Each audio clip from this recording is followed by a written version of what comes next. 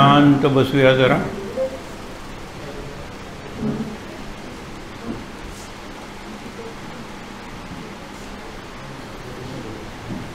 नेहमीप्रमाणे प्रारंभीचे श्लोक म्हणूया. शिर्डीचे साईबाबा, पावसचे स्वरूपानंद, शेगावचे आपले गजानन महाराज आणि गोंदवलेकर महाराज या चारही ठिकाणी महत्त्वाचा उत्सव हा रामोत्सव असतो. रामनवमी, रामजन्मोत्सव चारही ठिकाणी असतो. म्हणून आपण नेहमीचे श्लोक म्हणूया. सगळ्यांना येतात, शांतपणे बरोबर म्हणायचे. गुरुर्ब्रह्मा गुरुर्विष्णू गुरुर्देवो महेश्वरा गुरुसाक्षात् परब्रह्म तस्मै श्री. सकलभुवनमध्ये निर्विशेषं निरीहं विधिहरिहरवेद्यं योगिभिर्ध्यानगम्यं जननमरणभीति भ्रंशि सच्चित्स्वरूपं सकलभुवनबीजं ब्रह्मचैतन्यमीडे. दक्षिणे लक्ष्मणो यस्य मामेतु जनकात्मजा पुरतो मारुतिर्यस्य तं वन्दे रघुनन्दनं. लोकाभिरामं रणरङ्गधीरं राजीवनेत्रं रघुवंशनाथं कारुण्यरूपं करुणाकरन्तं श्रीरामचन्द्रं शरणं प्रपद्ये. मनोजवं मारुततुल्यवेगं जितेन्द्रियं बुद्धिमतां वरिष्ठं वातात्मजं वानरयूथमुख्यं श्रीरामदूतं शरणं प्रपद्ये. शुकासारिथे पूर्णवैराग्यजाते वसिष्ठापरि ज्ञानयोगेश्वराचे कवि वाल्मीका सारिखामान्य ऐसा. नमस्कार माझा सद्गुरु रामदासा. जयाचा जनी जन्मनामार्थ झाला जयाने सदा वासनामात केला. जयाच्या मुखी सर्वदा नाम कीर्ती. नमस्कार त्या ब्रह्मचैतन्यमूर्ती. समाधी पाहता समाधान होते तनु कष्टवी त्यासी आनंद देते. मनी भाविता कामना पूर्ण होती. नमस्कार त्या ब्रह्मचैतन्यमूर्ती. सद्गुरुनाथ महाराज की जय. जय जय रघुवीर समर्थ.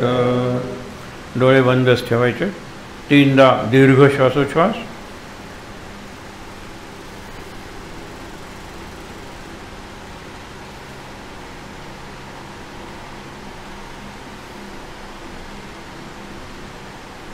हातावर हात सोडूया. ते हात चेहऱ्यावर डोळ्यांवर सोडूया. अगदी सावकाश डोळे उघडून समोरचे परमपूज्य श्री गजानन महाराज, सद्गुरू श्री ब्रह्मचैतन्य महाराज आणि नेहमीचे समर्थ रामदास स्वामी प्रभू रामचंद्रांचा दरबार, देवी आणि गणेश या सर्वांचं दर्शन घेऊया. श्वासोच्छ्वास नॉर्मल करूया. शांत आनंद.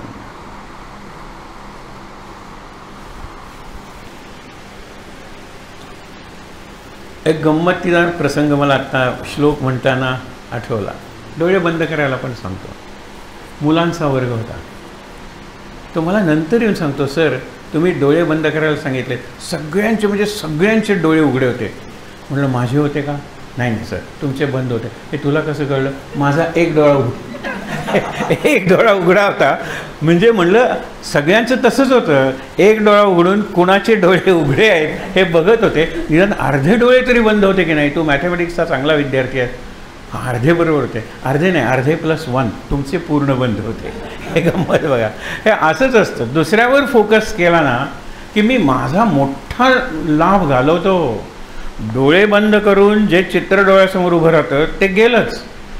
जे बाहेरचं चित्र येऊ नये म्हणून डोळे बंद करायचे असतात, एका डोळ्याने बाहेरचंच दृश्य मी आत घेतो, याला काय म्हणायचं. लहान मुलांना ठीक आहे, आपण नाही करायचं. म्हणजे तुम्ही डोळे बंद करता कारण मला कळत नाही, माझे बंद असतात. पण इतर वेळेला सुद्धा असंच होतं. दुसऱ्यावर फोकस केल्यामुळे आपण आपलं नुकसान करून घेतो. हा आपला केव्हाचा विचार आहे. निदान 2024चा विचार आहे. Focus within, focus on self, not on selfie. Selfie बाहेरचं आहे, सेल्फ आतलं आहे. आता त्या मुली इथे आता येतील जेवायला, त्या नृत्यांगना आहेत. अत्यंत चांगलं नृत्य काल त्यांनी वानतेला केलं. त्यांच्याबरोबर त्यांच्या शिक्षिकाही आहेत.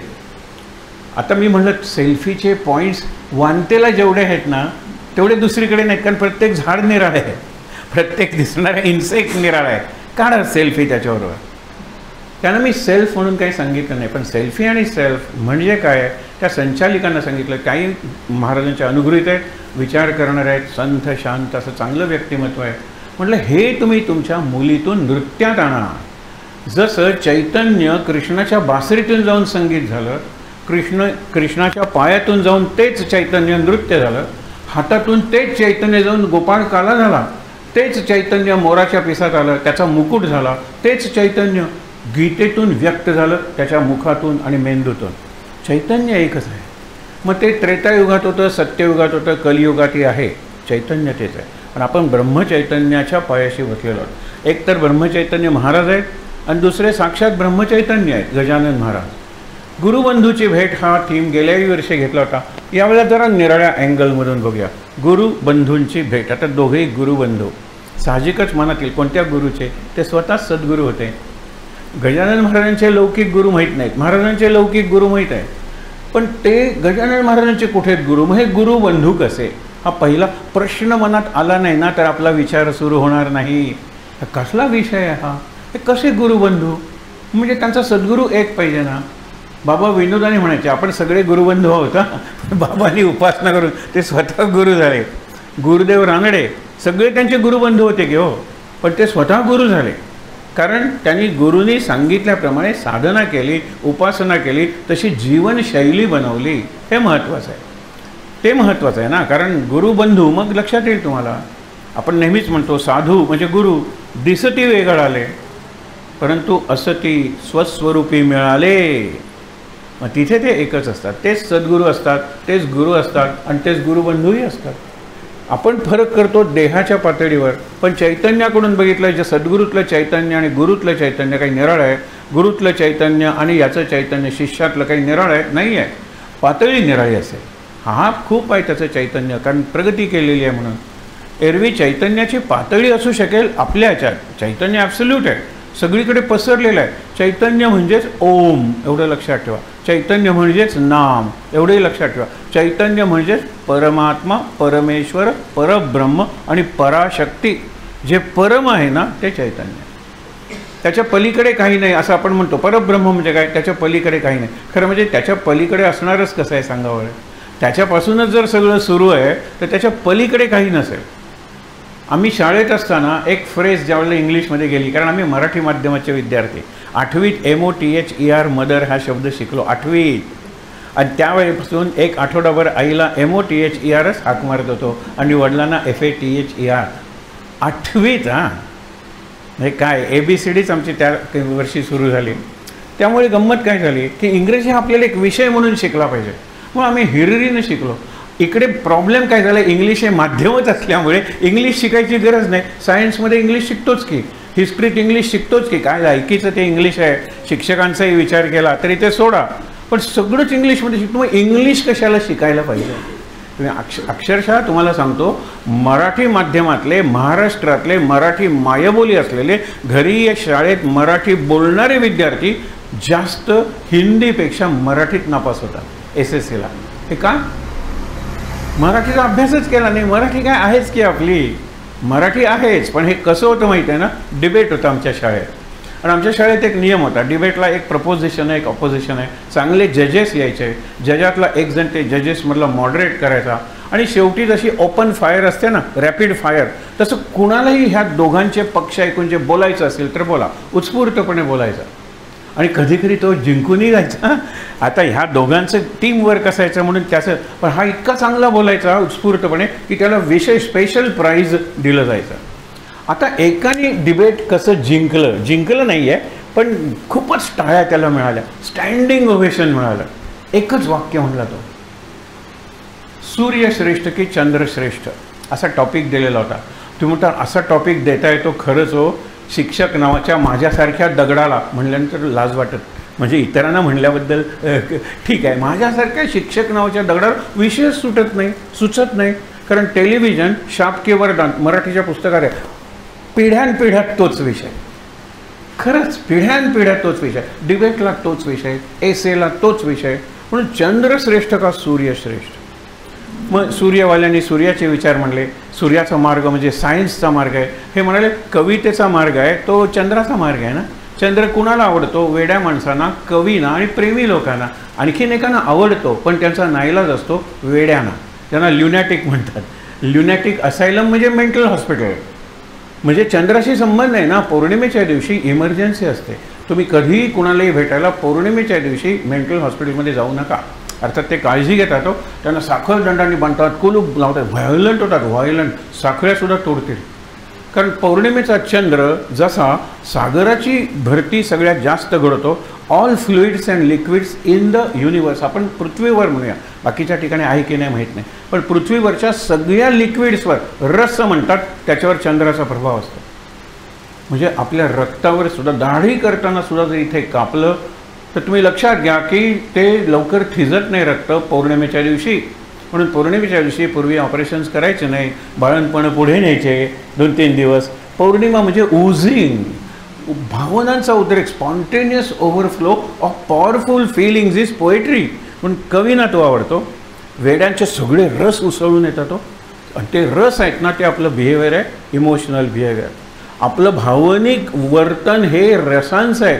आपल्याला दुःख झालं तरी अश्रू येतात, आनंद झाला तरी अश्रू येतात, अश्रू. आपल्याला भीतीनं सुद्धा घाम येतो, हे लक्षात ठेवा, हा घाम आहे. मी कामात उन्हात राहून घाम येतो, त्याला काही रस नाही भावनांचा. पण भीतीनं घाम फुटला म्हणताना की मुलगा म्हणतो हे जरा मला धर रे, कारण थरथर कापते, अंगातून घाम येतोय. कारण का, मॅथमॅटिक्सचे पेपर्स वाचतायत, माझा रोल नंबर 18 आहे आणि 10व्यापर्यंत सर पोचले, 11, 12, 13, घाम फुटला. हे इमोशनल बिहेवियर आहे, त्याला भीती वाटलेली आहे, अँझायटी आहे, कुठली तरी सस्पेन्स आहे, यावेळेला तरी पास होतो की नाही वगैरे. मुद्दा बघा की इमोशनल बिहेवियर हे रसात्मक आहे, आणि रसात्मक त्याला लिटरेचर म्हणलेलं आहे, काव्य म्हणलेलं आहे, साहित्य म्हणलेलं आहे, नाट्य म्हणलेलं आहे, नृत्य म्हणलेलं आहे, गीत म्हणलेलं आहे, सगळं ते रसमय आहे.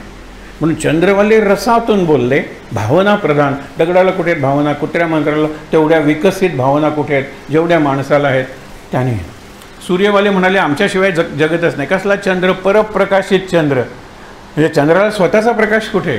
तो सूर्याचा प्रकाश घेतो. जो स्वतःच परप्रकाशित आहे तो श्रेष्ठ कसा? असे मुद्दे झाले आणि सूर्यवाल्यांनी जवळजवळ जिंकलं. असं असताना एक हात वर झाला, मला काहीतरी बोलायचं. अरे म्हणलं आम्ही परवानगी देतोच की. तो म्हणाला की चंद्र श्रेष्ठ आहे. म्हणला बघा, लोकांनी उठून टाळ्या वाजवलेल्या आहेत, तुम्ही उठून टाळ्या वाजवू नका, पण मनमुराद हसायला हरकत नाही. तो सूर्याचा काय ग्रेटनेस आहे, दिवसा प्रकाश असतोच की, रात्री अंधार असतो, तो चंद्र देतो. म्हणून चंद्र हा प्रकाश देणार आहे. सूर्य काय दिवसा असतोच, प्रकाश असतोच. सूर्य काय करतो? हे आर्ग्युमेंट लोकांना एवढं आवडलं. दिवसा प्रकाश असतोच, सूर्य काय विशेष करतो? रात्री अंधार असतो, चंद्र प्रकाश देतो. सो चंद्र श्रेष्ठ आहे. निकाल बदलला नाही, पण लोकांनी उठून टाळ्या वाजवल्या आणि या मूर्खाला वाटलं आपण काय छान छान बोललोय. तो त्याच्या बुद्धीनं बोलला हो, पण नकळत अशा घटना घडतात की जी गोष्ट आहेच ना ती आपल्याला ती करतो असं वाटतं. महाराज आहेतच हो, गजानन महाराज आहेत आणि गोंदवलेकर महाराज आहेत, सगळे सद्गुरू आहेत. ते आहेत म्हणून आपण आहोत हे आपल्याला कळत नाही. चंद्राला कळायला पाहिजे सूर्य आहे म्हणून मी आहे. आणि एकाच वेळेला सूर्य चंद्र असतात, त्याला अमावस्या म्हणतात. त्या दिवशी चंद्र दिसतो कुठे? सूर्य निस्तेज करून टाकतो त्याला. पण चंद्राला जाणीव असली पाहिजे की मी सूर्यामुळे आहे. एक प्रसंग आहे, तुम्हाला माहीत आहे, आता जुना झाला आहे तो प्रसंग, पण फार मार्मिक प्रसंग आहे. हिंदीत तो जास्त चांगला वाटतो.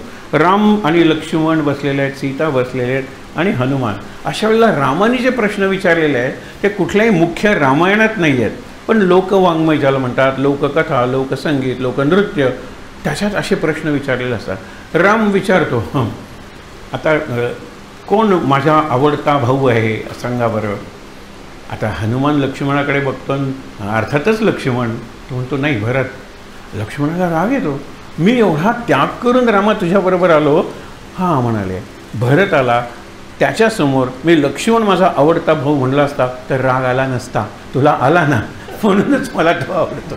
तो शांत आहे, तो विचार करणार आहे, तो दुसऱ्याला महत्त्व देणार आहे, म्हणून मला भरत आवडतो. तू ठीकच आहेस. लक्ष्मण म्हटला तसा मलाही तुझ्यापेक्षा भरत आवडतो. गंमत आहे, लहान मुलांसारखं आहे. हे सुंदर प्रसंग असतात हो. ते एकदा मी आणि सीता याच्यात कोणाचे पाय चांगले आहेत बघा.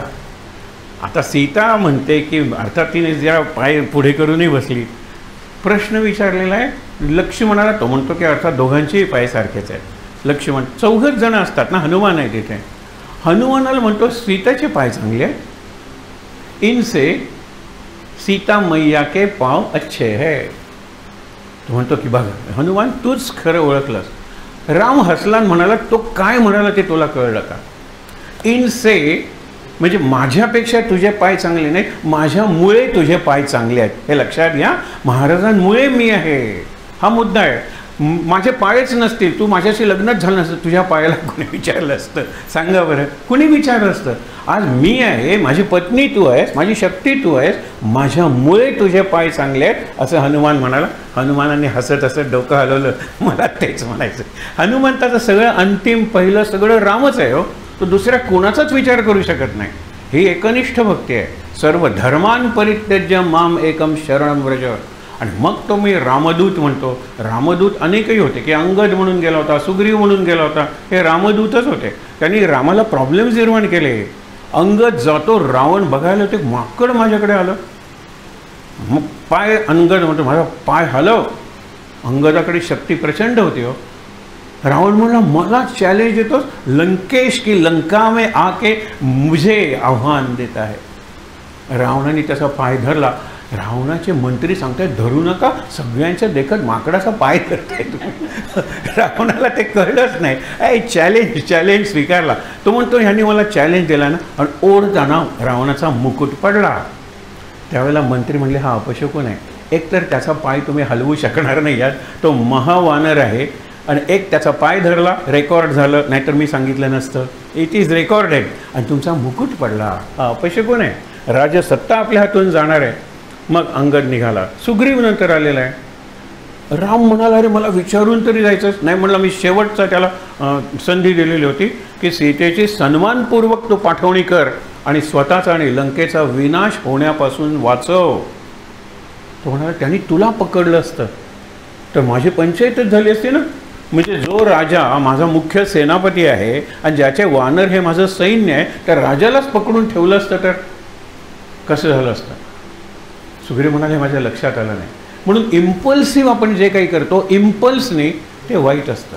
इन्स्टिंक्टने आपण जे करतो ते वाईट असतं. कारण इन्स्टिंक्ट म्हणजे जन्मजात. इन्स्टिंक्टच्या वर सगळं शिक्षण आहे ना. मी इन्स्टिंक्ट, त्याने शिवी दिली, मी शिवी दिली, इन्स्टिंक्ट आहे ना.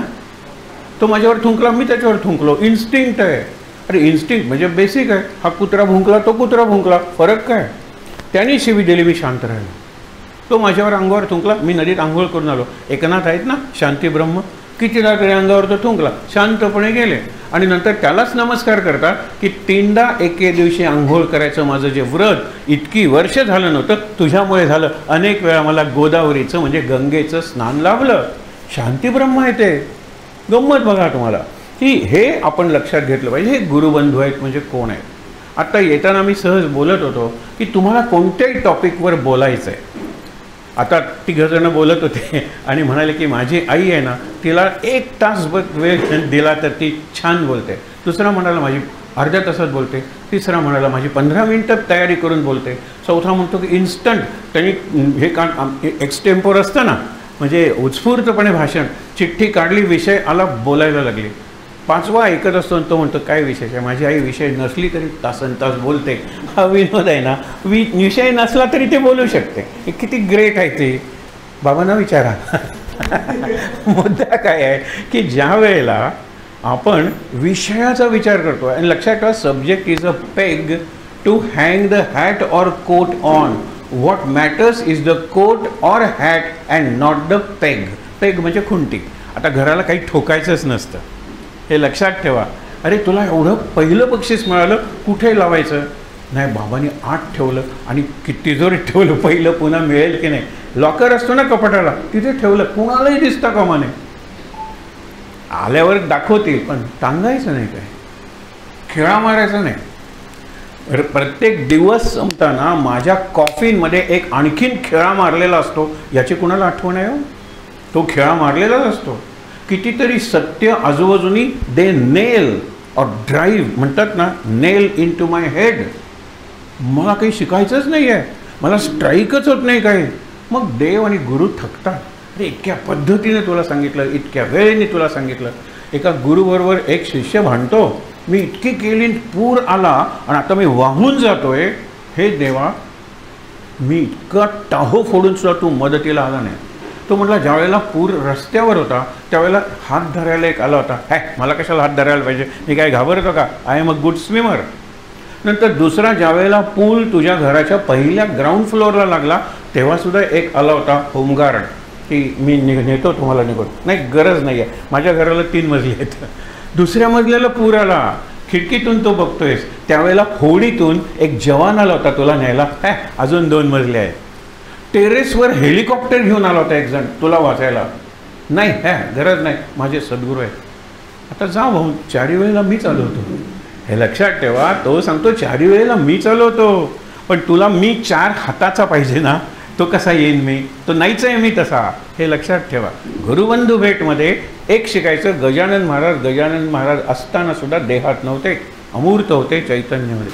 आणि आपले महाराज तर म्हणाले आता मी देहात नाही आहे म्हणून मी नाही असं नाही, आणि मी होतो तेव्हा देहातच होतो असंही नाही, तेव्हाही मी देहात नव्हतो.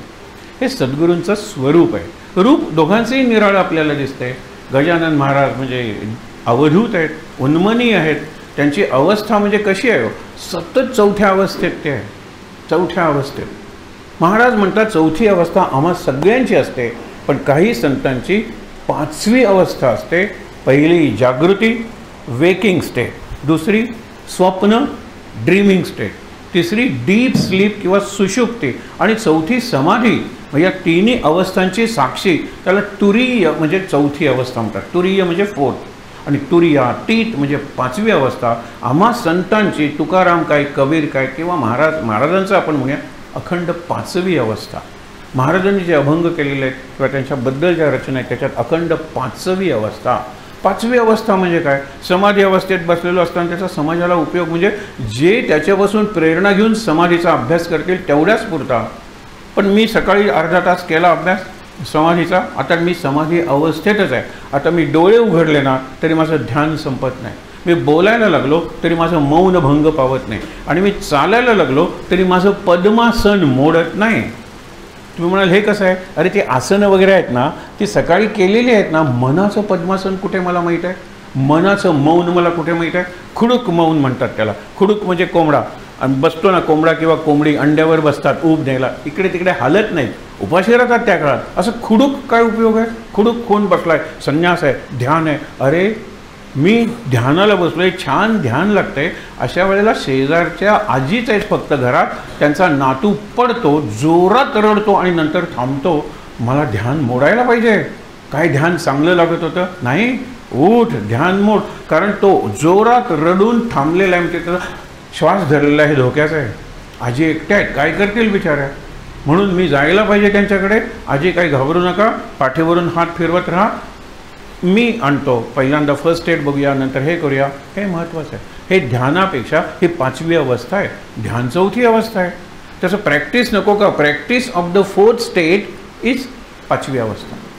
ती संतांची असते, या दोघांची आहे. हे अखंड ध्यानात असलेली मंडळी येतो, पण ते म्हणतात आम्ही ध्यानात आहोत. हे तुमच्या ध्यानात येत नाही, कारण तुमची ध्यानाची कल्पना अशी आहे. तो बसला, काय ध्यान लावले, हल्ले नाहीत. अर्धा तास झाला, एक हल्ले नाहीत बद्दल एक गमतीदार झेन कथा आहे. झेन तो गुरु म्हणाला ध्यानाला अशी बैठक पाहिजे की भूकंप झाला, व्होल्कॅनो ज्वालामुखी झाला, वादळ आलं, बैठक हलता कामा नये. आणि खरंच भूकंप झाला. धावले सगळे, जे गुरुदेव गुरुदेव, अर्थक्वेक अर्थक्वेक. गुरुदेव तसेच बसून आहेत. भूकंपाचे धक्के काही मिनटं असतात, ते थांबल्यानंतर म्हणजे गुरुदेव तुम्ही महान आहात, तुम्ही जसं सांगितलं तसं वागलात, भूकंप होऊ नये, तुमची बैठक हल्ली नाही. गुरुदेव म्हणाले तुम्ही भिवून पळालात, पण मला एवढी भीती वाटली की माझे all joints are frozen, please help me to move. इतका घाबरला गुरु इतका घाबरला की त्याला हालचालच बंद झाली. मला पाय हलवता येणार, मग मी उठणार कसा, मी पळणार कसा, तेव्हा प्लीज हेल्प मी. माझे जे झालेले आहेत ना फ्रीज, ते मेल्ट करा. असे गुरु. त्याच्या बाबतीत म्हणलेलं आहे ना, मरका गुरु और रडका चेला, दोन्ही चुकीचे आहेत. गुरु मरत नसतो आणि चेला रडत नसतो. देहाचं मरण हे काही मरण नाही हो. म्हणून हे अखंड चैतन्य आहे. हे गुरुबंधू आहेत, म्हणजे ते जन्मण्यापूर्वीही गुरुबंधू होते, जिवंतपणे गुरुबंधू होते, आणि आताही ते गुरुबंधूच आहे. मगाशी विषयाचं तुम्हाला सांगत होतो. ती खुंटी असते, त्याला कोट टांगायचा असतो, किंवा पावसाळ्यात रेनकोट हे टांगण्यासाठी खुंटीचा उपयोग आहे. तसा विषय आहे.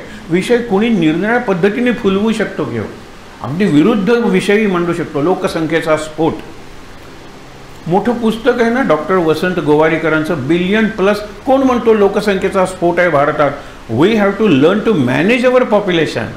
कारण जो जन्मतो तो एक तोंड आणि एक पोट घेऊन जन्मतो, पण त्याच्याकडे 2 हात आणि 2 पाय असतात. त्यांना काम द्या, ते त्यांच्याचबरोबर इतर दोघांचं अन्न तयार करतील. कुठे प्रॉब्लेम? शंकराचार्यांच्याकडे गेलो तर आम्ही शृंगेरीच्या, तुम्हाला मागे सांगितले, अत्यंत तेजस्वी शंकराचार्य हे शृंगेरीचे आहेत. अष्टावधानी आहेत. एकाच वेळेला 8 निरनिराळी कामं करत होते. आणि मी बघत होतो, कारण मला जरा क्युरिओसिटी होती की असे आहेत का लोक. 7 त्यांची निरनिराळी अवधानं मी मोजली. मी तुम्हाला सांगतो अष्टावधान काय आहे. 8वर राहिले ना, अवधान is attention. Attention is not split, 100% attention. असं 8 वेळा एकाच ठिकाणी देणं, त्याला अष्टावधानी म्हणतात. Attention, full attention to 8 different things simultaneously, म्हणजे at the same time. Ravan असं करत होता, म्हणून त्याला दशानन, दशमुखी, दशग्रीव म्हणलेलं आहे. एकाच वेळेला 10 जणांशी तो चर्चा करत होता, आणि वेदांचे ते पंडित होते. मी गेल्या वेळेला तुम्हाला दिला होता प्रश्न, काय सांगा बरं, त्याच्यावर मी हा प्रश्न विचार करा, तुम्हाला काय सांगायचं आहे, तुम्हाला काय सांगायचं आहे. आणि असं करताना त्याची मान 10 ठिकाणी फिरायची, म्हणून त्याला दशग्रीव, दशमुख किंवा दशानन म्हणायला लागले. तो फार वरच्या उच्च कोटीचा होता. तो सगळा प्रसंग आपल्याला रावणाचा बघायचा नाही आहे, पण हे लक्षात ठेवा ना, अष्टावधानी, 7 अवधानं. तिथे वैदिक सूत्र, तुम्ही सूत्र पाठ करा. वैदिक गणित होतं, चला गणित. इकडे आपण ज्याला ॲस्ट्रॉनॉमी म्हणतो, म्हणजे अवकाशशास्त्र, खगोलशास्त्र, त्याच्यावरचा अभ्यास चालू होता. इकडे व्याकरणाबद्दल सांगत होते काहीतरी, इकडे व्यावहारिक काहीतरी. मग त्या आहे ना, मग तुम्ही जाऊन आणा, मी त्यांच्याशी बोललेलं आहे, त्यांना फोन केलेला आहे, अत्यंत व्यावहारिक. इकडे काय, इतक्यात 6 होते, 7वा एक माणूस तिकडे आला, I am from the film world. आणि ते निरनिराळ्या भाषातून बोलत होते. आमच्याशी मराठीतून बोलले. आम्ही गोव्यातून आले म्हटलं तर तुम्ही रावाचं, म्हणजे मी यांच्याशी बोलतो, कारण आमचं कामच होतं. रथ सोन्याचा अर्पण केलेल्या व्यापाऱ्याबरोबर आम्ही गेलो होतो. मला त्या रथाचं काही कौतुक नव्हतं, पण एक लक्षात ठेवा, त्यांनी आम्हाला सांगितलं तुम्ही आलायत कोणत्या कामासाठी मला माहीत आहे, तुम्ही मात्र रावा किंवा थांबा जरा, ह्यानं मी संपवतो. माझी क्युरिओसिटी होती. तो म्हणाला I am from the film. इंग्लिशमधून त्याच्याशी बोलायला लागले. तो म्हणाला मी डॉक्युमेंटरी तयार केलेली आहे. कशावर? On population of India. Your approach and attitude is positive or negative. मी म्हटलं positive. And then show me. Negative population म्हणजे रडगाणं गायचं, किती लोक आणि त्यातून काय प्रॉब्लेम निर्माण होतात. प्रॉब्लेम्सकडेच बघितल्यामुळे प्रॉब्लेम वाढले. सोल्युशनकडे कुठे बघितलं आहे? सोल्युशनकडे बघायला पाहिजे ना. एन्व्हायरमेंट पॉल्युशन, पॉल्युशन पॉल्युशन करत गेला. पॉल्युशन कंट्रोल नको का करायला? विचार करा. आणि त्यामुळे नवीन नवीन एनर्जी सोर्सेस यायला लागलेले आहेत. इलेक्ट्रिसिटी कमी पॉल्युशन आहे, न्यूक्लिअर एनर्जी त्यामानाने कमी पॉल्युशन आहे, आणि सोलर किंवा विंड एनर्जी आली तर कमीत कमी पॉल्युशन आहे. माणूस निघाला आहे तिकडे. हे सोल्युशन आहे. पॉल्युशन काय करता? सोल्युशन बघूया ना, हे महत्त्वाचं आहे. तर तिथे तोच असा प्रकार ज्या वेळेला होतो, आपण चर्चा करत असताना विषय आला ना की त्याच्यात काही शब्द असतात. नुसतं एक उद्गार चिन्ह म्हणून टॉपिक देता येतो निबंधाला. आम्हाला दिला होता उद्गार चिन्ह, exclamation mark can be a topic for the essay. काही लिहू शकता तुम्ही, त्याच्या मागे कोणतंही अक्षर वाक्य तुम्ही लिहू शकता. आणि ह्याला ओपन एंडेड, हा एसे टाईप क्वेश्चन आहे. एसे टाईप क्वेश्चन दिलेले आहेत आणि उद्गार चिन्ह कुणाला योग्य आहे, हा दुसरा शॉर्ट आन्सर क्वेश्चन आहे. आणि खाली 4 चिन्ह दिलेले आहेत, या वाक्याला कुठलं चिन्ह, ABCD मल्टिपल चॉईस दिलेला आहे. हा ऑब्जेक्टिव्ह टाईप क्वेश्चन. एकाच याच्यावर विचारतात शिक्षक, विचारच करत नाही की मुला विचार न करणारा शिक्षक बनतो. ही शोकांतिक आहे. खरंच तुम्हाला सांगतो, शोकांतिक आहे. आणि शिक्षक झाल्यानंतर, परमनंट झाल्यानंतर कशाला विचार करायचा. आमच्या ह्याच्यामधली एक नेहमीचं वाक्य असायचं, teachers please put on your thinking caps. जरा विचार करूया आपण शाळेच्या काहीतरी प्रॉब्लेमबद्दल बोलतोय, त्याच वेळेला म्हणलं तुम्ही अभिनय केला नाही तरी आम्हाला दिसलं तुम्ही थिंकिंग कॅप काढून ठेवलेली आहे. आता विचार करायची गरज नाही आहे, कारण शाळेबद्दल प्रश्न आहे, विद्यार्थ्यांबद्दल प्रश्न आहे, पालकांबद्दल प्रश्न आहे, शिक्षणाबद्दल प्रश्न आहे. आम्ही विचार करणारच नाही. म्हणून म्हणतो की कधीकधी एके ठिकाणी रामाची प्राणप्रतिष्ठा होते, ती काय दगडाच्या मूर्तीत प्राणप्रतिष्ठा आहे का. मी चैतन्याची मूर्ती आहे, माझ्यात राम प्राणप्रतिष्ठित झालेलं आहे. रामाचं चरित्र माझ्यातून व्यक्त झालं पाहिजे. आता रामाचं चरित्र म्हणल्यानंतर चारित्र्य हे चरित्र आहे. जिवंत असताना चरित्र होतं, लगेच लोक म्हणतील बरं आहे बायकोचा त्याग करा, त्याग करून दाखवा बरं. अरे कोर्टात जाईल ती आजची बायको आहे, ती काय सीता आहे काय, सांगा बरं. अहो सगळे रेफरन्सेसच निराळे आहे. तो काळ निराळा आहे, ती सिच्युएशन निराळी आहे, रोल्स निराळे आहे. तो राजा आहे, राजा म्हणून तो विचार करतोय. राजा म्हणून ज्यावेळेला ऋषी सांगतात, आणि ऋषी सगळ्यात वरचे आहेत, नंतर अमात्य आहेत, मंत्री आहेत, आणि नंतर हे सगळी मंत्रिमंडळाची त्रिस्तरीय 3 tiered म्हणतात, तशी रचना आहे तिथे. ती शिवाजी महाराजांची होती. ऋषी सांगतात Rama the king must be above suspicion. आपण सीझर मस्ट बी म्हणतो, हे रामापासून चालत आलेलं आहे. तुझ्याविरुद्ध जर शंका घेतली असेल तर एक तू रानात जा किंवा सीतेला वनात पाठव. सगळ्या अयोध्यावासियांनी रामाला रानात पाठवलं असतं का. आणि पाठवलं ते मुळात तुम्ही रामायण वाचा ना. हे सांगूनही इतकी वर्ष जाऊनही कोणी रामायणाचं एक पान वाचत नाही आहेत. त्या याच्यात रामाने लक्ष्मणाला काय सांगितलं, लक्ष्मणाच्या मनात कोणते विचार येते, लक्ष्मणाने सीतेला कुठे सोडलं, असं कुठेही सोडून आलेलं नाही. ऋषींच्या आश्रमासमोर स्पेसिफिक इन्स्ट्रक्शन आहे. ऋषींच्या आश्रमासमोर it happen to be Valmiki आश्रम. तो जरी अगस्तींचा अत्रींचा असता तरी हेच घडलं असतं ना, लवकुश तिथेच जन्मले असते. It happen to be Valmiki आश्रम.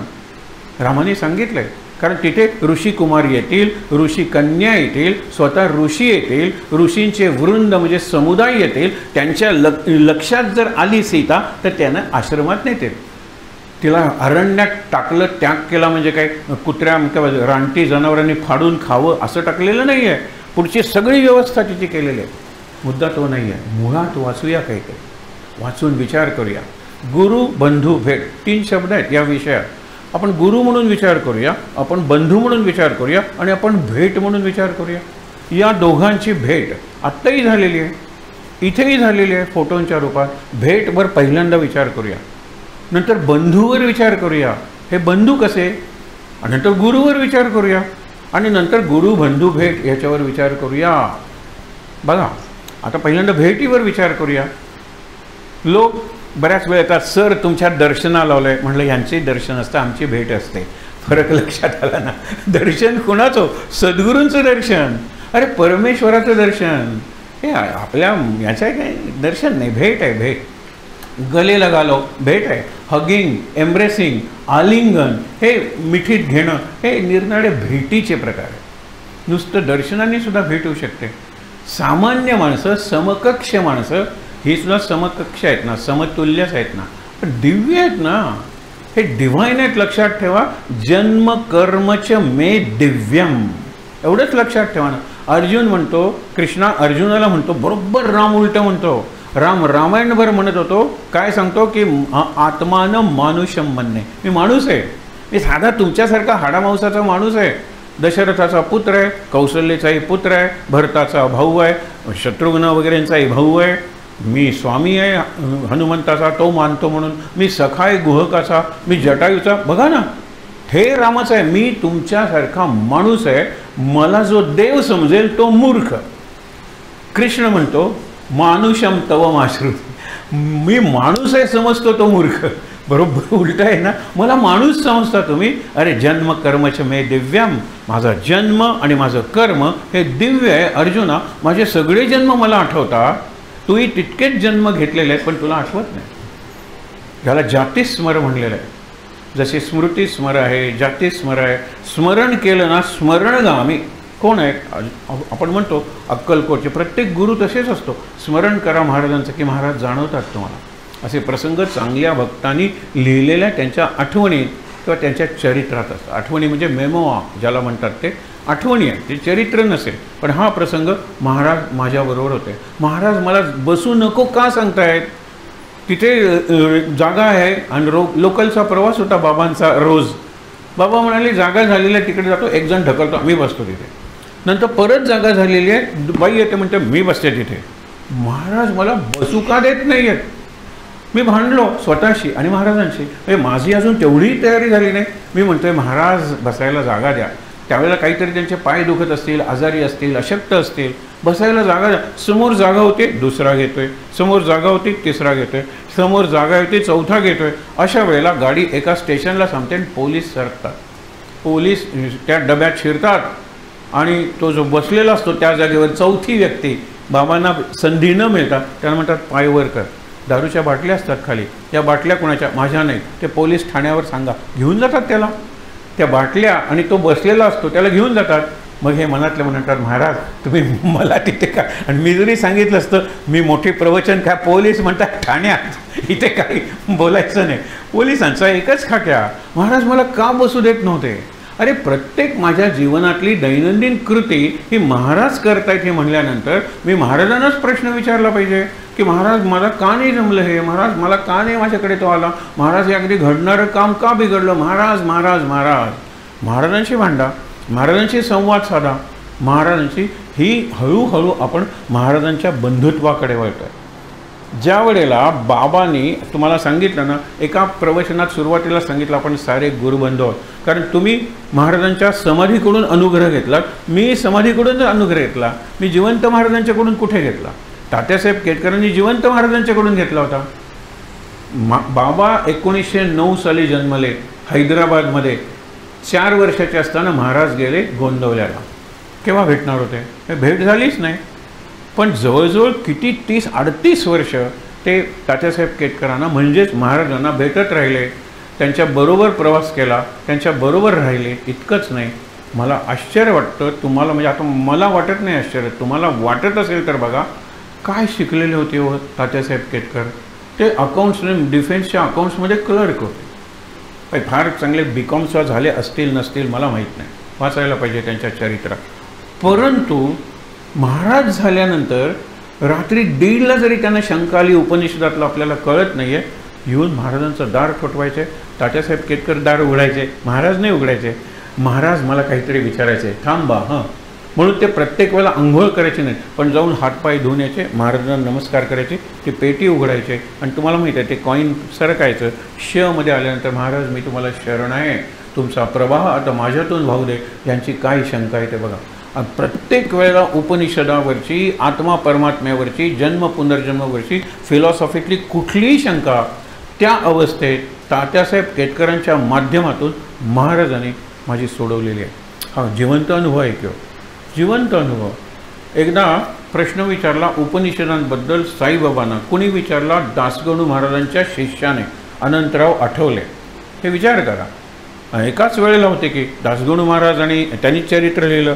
त्यावेळेला गजानन महाराज होते. म्हणाले एकदाच मी त्यांना बघितलं, पण माझ्या काळात ते होते, यांच्या काळात ते नव्हते ना. यांनी उपनिषद बोधिनी म्हणून पुस्तक लिहिलेलं आहे. या अनंतराव आठवलेंनी शेवटी ते चतुर्थाश्रमात गेले आणि वरदानंद भारती म्हणून उत्तर काशीला त्यांचा आश्रम आहे. अलीकडच्या काळात जलसमाधी घेतलेली ही व्यक्ती आहे. श्रावणातली काहीतरी द्वादशी वगैरे अशी काहीतरी तिथी असेल. ते म्हणाले आता कोणीही मला डिस्टर्ब करायचं नाही, मी कागदावर लिहून ठेवेल. लोक यायचे बघायला, त्यांचे सेवक वगैरे, आणि काहीतरी तिथी लिहिलेली होती, त्या तिथीला मी गेलेलो असेन. म्हणजे माझा देहात जीव असेल पण मी गेलेलो असेन, तेव्हा माझी जलसमाधीची तयारी करा. मग जशी जलसमाधी ह्यांना दिली, ब्रह्मानंद महाराजांना दिली, तशीच यांना दिली. 4 मोठी मडकी घेतली, ती उलटी केली, कारण पाण्यावर तरंगलं पाहिजे ना, त्याच्यावर ती तिरडी तयार केली, त्याच्यावर ह्यांना बांधलं घट्ट. हजारो लोक जमले होते. दोन्ही काठाला गंगा आहे, तिकडे उत्तर काशी आहे गंगोत्रीच्या, तर तिथे त्यांनी केलं आणि ती समाज सोडली, ती वाहत गेली. भोवरा होता, भोवऱ्यात गरगरली, दगड होता, दगडाला अडकली, खाली गेली आणि मग माशांनी दोऱ्या तोडून वगैरे सगळं केलं असेल. हाडं कुठे वाहत गेले असेल माहीत नाही. म्हणजे अस्थि विसर्जन वगैरे प्रकारच नाही. माझा कुठलाही दिवस करू नका. आणि जे योगी असतात मुक्त, त्यांचा कुठलाही दिवस करायचा नसतो. आपल्याला माहीत आहे ना की भास्करचं काय झालं, त्या कावळ्यांना मिळाले नाहीत पिंड म्हणून ते त्या अन्नाचा नासाडी करायला लागले ना. मग तो तर शिष्य होता, पण गुरुच्या योग्यतेला पोचला होता भास्कर पाटील, केवळ सेवेतून, फक्त महाराज या भावनेतून. महाराज तर होतेच अवधूत. म्हणजे महाराजांचे विधी वगैरे करण्याची काही गरज नव्हती. महाराजांचा इथे प्राण ठेवलेला होता, प्राणोत्क्रमण प्राण ठेवला होता. आपल्याला तो प्रसंग माहीत आहे की वर्षभर सुद्धा इथे प्राण राहील, पण त्यांनी सांगितलेलं भाद्रपद शुद्ध पंचमी हा गणपती विसर्जन करा, इतकं स्पष्ट सांगितलेलं आहे की त्यांचं विसर्जन केलेलं बरं. आता विसर्जन शब्द वापरलेला आहे, दहन नाही वापरला, कारण जिवंत असतील तर जाळायचं त्यांना, ही कल्पना शिष्यांना सहन झाली नाही. म्हणून त्यांनी खाली हे केली गजानन महाराजांची, त्याच्यात निरनिराळे अर्गजा म्हणतात ना, कापूर घातला, निरनिराळी सुगंधी द्रव्य घातली, मीठ घातलं भरपूर, कारण डिकम्पोज बॉडी व्हायला नको, बाहेर ते वास वगैरे यायला नको, तशीच राहील बॉडी, जिवंत राहिले ताजी तर, म्हणून त्यांना तसं उतरवलं. जिवंत असतील समाधी अवस्थेत राहतील आणि गेलेले असतील तरीसुद्धा ही जिवंत समाधी, त्याला संजीवन समाधीच म्हणतात. जशी ज्ञानेश्वरांची संजीवन समाधी आहे तशी गजानन महाराजांची संजीवन समाधी आहे. ज्यांचंसुद्धा तेज 3 दिवस त्यांचं ठेवलेलं होतं. मला वाटतं दूरचे लोक येण्यासाठी, कोणाचं, स्वरूपानंदांचं. तुम्ही जर कधी पावसला गेलात, जर तुमचा योग चांगला असेल, तिथे देसाई कुटुंबीय आहे, त्यांना तुम्ही तिथेच खरं दर्शनाला जातो, कारण तिथेच ते बसायचे स्वरूपानंद. त्यांना सहज सांगायचं की आम्ही गोव्याहून आलेलो आहोत. ज्या वेळेला स्वरूपानंद गेले त्यावेळेला त्यांची जी चित्र काढली तो अल्बम आम्हाला बघायला मिळेल का? त्यांना वेळ असेल ते नक्की दाखवतील. गोव्याहून आले हे मुद्दामून सांगा आणि मग त्याच वेळेला ते असतील तर तुम्हाला सांगतील. हे गेले त्यावेळेचा त्यांची मुद्रा म्हणजे चेहरा, पहिला दिवस हा दुसरा दिवस, तेज वाढलेला आहे. तोच फोटोग्राफर आहे. आणि त्यावेळेची फोटोग्राफी काय फार अशी सध्या जी आहे फोटोग्राफी, सध्या मोबाईलला केवढी फोटोग्राफी असते, पिक्सेल वगैरे आपण म्हणतो ना, साधी फोटोग्राफी होती, पण तेज वाढत गेलेलं आहे. आणि म्हणजे त्यांच्यात कुठेतरी असू शकतं ते चैतन्य, कशाला जाळायचं, तसंच ठेवूया म्हणून त्यांचा देहही तसाच ठेवला. हे गुरुबंध. आता आपण बघितलं ना, भेट नाही आहे. भेट म्हणलं की आपल्याला मिलाप आणि मिलन हे 2 शब्द संस्कृत आहेत, मराठीत वापरतात, पण जास्त हिंदीत वापरतात. भरत मिलाप आणि भरत मिलन हे शब्द कुठेही वापरू शकता. रामाच्या सुरुवातीला भरत आणि राम भेटले आणि रामाचा वनवास संपल्यानंतर भरत आणि राम भेटलेले आहेत. हे 2 बघा ना, या भेटी आहेत. पण कुठल्या भेटी आहेत? केवढे अधिकार आहेत तुम्ही बघूच नका, तुलना करूच नका. शत्रुघ्न काय? शत्रुघ्न त्याच पायसापासून बनलेला आहे जे पायस त्या अग्निदेवतेने घे हे पायसदान म्हणून दिलेलं आहे. तर सगळ्यांचे अधिकार तेवढेच आहेत. जवळजवळ एकामागूनच एक अशी जमलेली आहेत, जन्मलेली आहेत ती मुलं, सगळी तेजस्वी आहेत. पण गंमत झाली, आपल्याला माहीत आहे ते की ज्या वेळेला ते सुमित्रा ही सगळ्यांची मैत्रीण असल्यामुळे आधी मोठी खाऊ दे, आपण जाऊ म्हणतो ना त्याला, का काय मला नाती कळत नाही, कौशल्या, नंतर धाकटी खाऊ दे, कैकई लाडकी आहे राजाची, तरुण आहे, नंतर मी खाईन. इकडे तिकडे बघताना घार येते आणि तिचा द्रोण घेऊन जाते. मारुतीला पवनसुत का म्हणतात? त्याच्या अनेक कथा आहेत, त्यापैकी ही एक कथा आहे. घार घेऊन जाते. आता हिच्या हातात काही नाही म्हणल्यानंतर कौशल्या आपला चरू किंवा पायस त्याच्यातला भाग देते. त्यापासून लक्ष्मण जन्मतो, जो लक्ष्मण कायम रामाबरोबर राहतो, आणि कैकई देते, त्यातून शत्रुघ्न जन्मतो, तो कायम भरताबरोबर राहतो. आपण राम लक्ष्मण भरत शत्रुघ्न म्हणतो, पण लक्ष्मण आणि शत्रुघ्न हे जुळे भाऊ आहेत आणि ते सुमित्रेला झालेले आहेत. त्या भावाने एक एक भाऊ वाटून घेतला असं म्हणू नका. त्याच भागापासून, आता खरं म्हणजे सगळा एकच आहे की पायस, पण कौशल्याला अर्धा दिलेला आहे. मग अर्ध्याचा अर्धा अशी वाटणी केलेली आहे. त्या वाटणीत म्हणजे अंश जास्त यावा, चैतन्याचा जास्त अंश कौशल्याच्या पोटी जो येईल. कौशल्याचं नावच आहे कौशल्या. कौशल्या म्हणजे स्किल, कौशल्य हा प्रपंचातला शब्द झाला. पण आपण कुशल मंगल आहे ना, हां, योगा हा कर्मसु कौशलम, म्हणजे कर्मातलं स्किल म्हणजे योगा नाही आहे. त्या कर्म करण्यातून लोकांचं कौशल म्हणजे कल्याण, कुशल मंगल होईल, कल्याण, ते कौशल्य आहे. कौशल्य देश आहे, त्याची ती ही आहे राजकन्या, म्हणून कौशल्य आहे. ठीक आहे, कैकेयी देश आहे, त्याची राजकन्या आहे कैकेयी, म्हणून ती कैकेयी आहे. सुमित्रा, तिचा स्वभावच तसा आहे, सुमित्रा सगळ्यांची मैत्रीण आहे ती. मुद्दा काय आहे आपला, की या छोट्या छोट्या प्रसंगातून आपण काय शिकणार आहोत. म्हणून पहिल्यांदा भरत जो भेटायला येतो, भेट याच्यावर आपण चिंतन करतोय, आणि नंतर गुरुबंधू याच्यावर चिंतन करूया.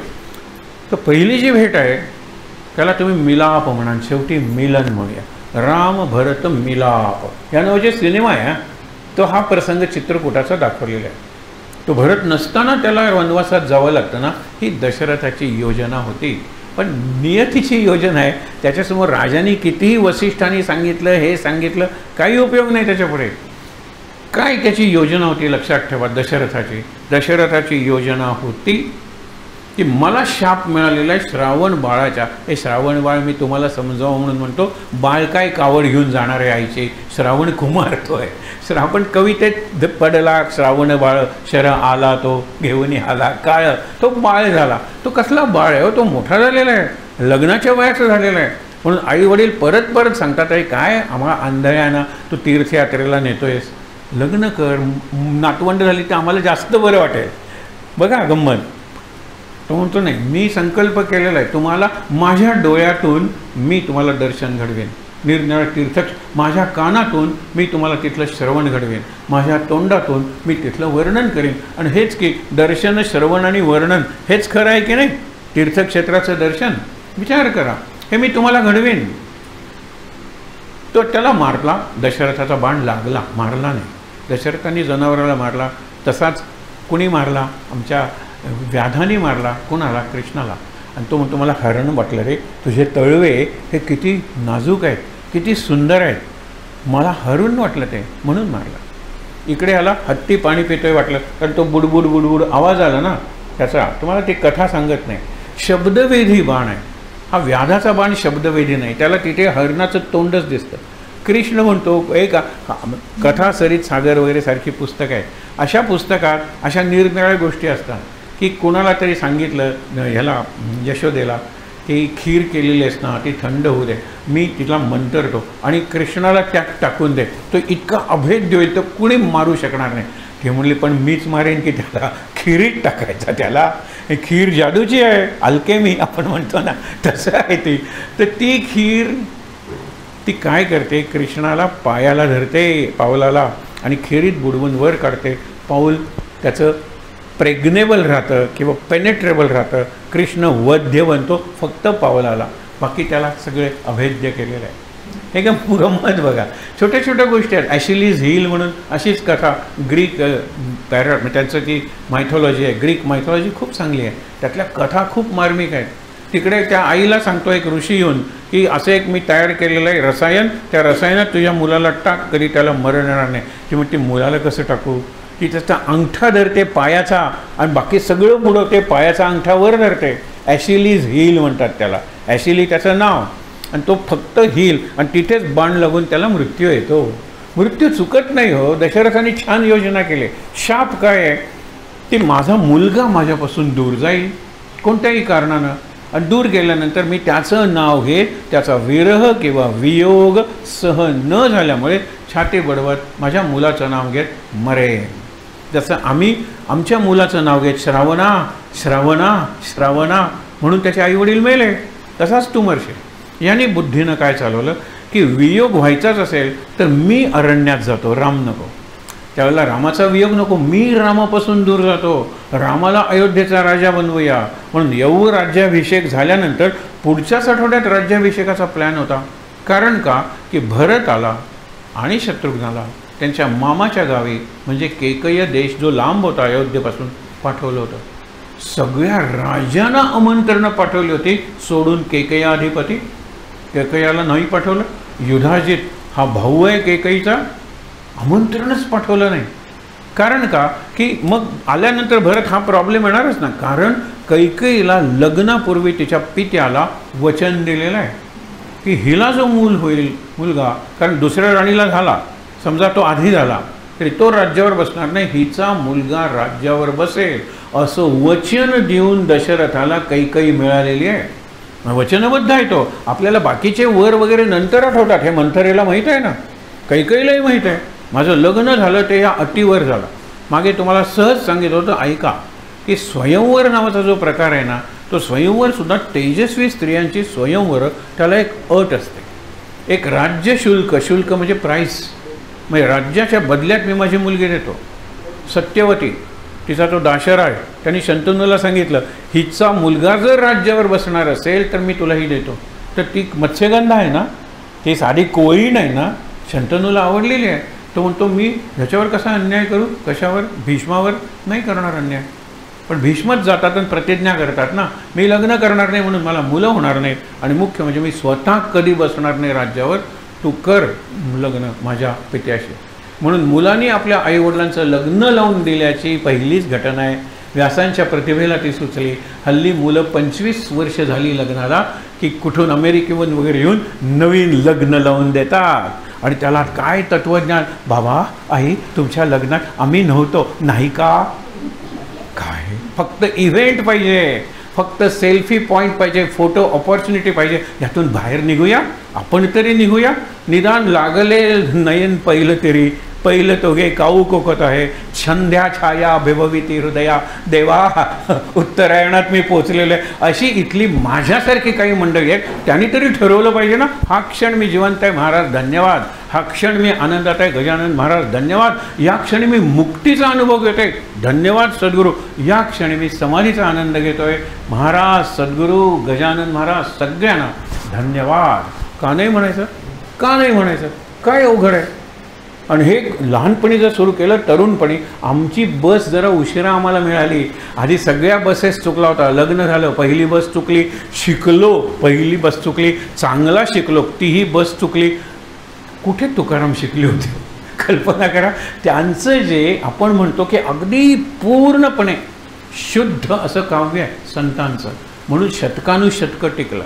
वाल्मिकी कुठल्या आश्रमात शिकले होते असं नाही, वाल्मिकीचाच आश्रम सुरू झाला. त्यांनी लिहिलेलं रामायण शुद्ध रामायण आहे. त्याच्यावर काव्याचे संस्कार त्यांनी घडवले नाहीत, त्यातून काव्य निर्माण झालं. कारण जगातलं पहिलं काव्य रामायण आहे. जगातला पहिला श्लोक जो शापाच्या रूपात बाहेर पडला तो वाल्मिकींच्या तोंडातून पडलेला आहे. विचार करा तुम्ही. आणि म्हणून तुम्हाला सांगतो की भेट आहे ना ती सामान्य माणसांची असते. साहेबाला सुद्धा तुम्ही भेटायला जाता, भेटेत कुठला तरी एक्सचेंज, बार्गेन, ट्रान्झॅक्शन अपेक्षित असतं, हे लक्षात घ्या. भेटीत साहेबाला भेटायला गेलं पाहिजे, जजांना भेटायला गेलं पाहिजे, यांना हेडमास्टरला भेटायला गेलं पाहिजे. सुरुवातीला यायचे, मला नवीन होतो मी गोव्यात, आणि त्यावेळेला पद्धत होती, कारण त्यावेळेला सगळा होतं ना, सालाझारचे व्हाईसरॉय वगैरे इकडे होते. केळाचा घड घेऊन एक येतो, मागची पळे मी क्लास टीचर, त्याच्या मुलगा गोट्या काही न शिकणारा, आणि हा घड घेऊन येतो, मागची पळे बघ जरा, हे प्रमोट कर. म्हणलं हा केळाचा घड खाऊ नका, आम्ही केळी खात नाही, हे लक्षात. केळीची पानं आणून दिली तर आम्ही खातो, जनावर खात नाहीत का? काय काय प्रसंगातून जावं लागले. ही भेट आहे, लक्षात ठेवा. भेटीत स्वार्थ आहे, भेटीत एक्सचेंज आहे. ही भेट सामान्य माणसांची, ही आपण गुरुबंधूंची भेट म्हणतो. दुसरं बघूया, मिलाप काय की भरत राहायला आलेला आहे 14 वर्ष वनवासात. कसलं ट्रान्झॅक्शन आहे. एक आईच्या वचनासाठी मुलगा सगळं राज्य मिळत असताना सोडून जातो. जगाच्या इतिहासात याचं उदाहरण नाही. याच्या विरुद्ध उदाहरणं महाभारतात खूप सापडतील, कारण महाभारत आणि रामायण यांची प्रकृतीच नरळी आहे. हा कर्तव्याकडे जाणारा ग्रंथ आहे, आणि त्यामुळे मुक्तीकडे जाणारा ग्रंथ आहे, शांती देणारा ग्रंथ आहे रामायण, आणि अशांत अस्वस्थ बेचैन करणारा ग्रंथ आहे महाभारत. शेवटी व्यास रडतात, शेवटी कृष्ण रडत नाही म्हणून. पण काय आहे, यादवी कृष्णाची मुलं एकमेकावर रडत आहेत, नातू एकमेक, चौलत भाऊ एकमेक, 2 सख्खे भाऊ आईवरून शिवी देतात एकमेकाला. काय प्रसंग आहे हा. बलराम म्हणला मला सहन होते, मी देहत्याग करतो. बलराम निघून गेलेले आहेत, आणि त्यांनी एक एक इंद्रिय करून आपला देह सोडलेला. कृष्णाने शांतपणे बघितलेले, हा काय मॅच चाललेली आहे. अरे तू आईवरून त्याला शिवी दिलीस ना, विसरलायस तू, कारण तुला राग आलेला आहे म्हणून आपली आई कोण हे विसरलायस. बरं झालं बापावरून शिवी दिली नाही. काय सुंदर, मला आवडलंच नाही. हा कृष्ण आहे. लोक विचारतात कृष्णाचा अंत कसा, अत्यंत उदात्त अंत झालेला आहे. आता दोघंजण लढले त्यावेळेला कुठे ना कुठेतरी एक जिवंत राहणारच होता ना, त्याला कृष्णानं मारलेला आहे. हा माझा मुलगा आहे, हा माझा नातू आहे, हा माझा पुतण्या आहे, विचार केलेला नाही. आणि इथे कृष्णाने धनुष्य वापरलेला आहे.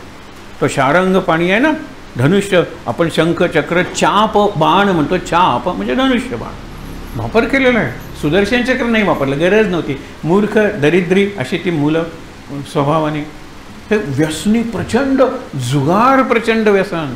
म्हणजे ते जर गोव्यात जिवंत झाले परत तर कॅझिनोमध्ये जातील, बाहेरच येणार नाहीत. कृष्णाची मुलं, हां कल्पना करा.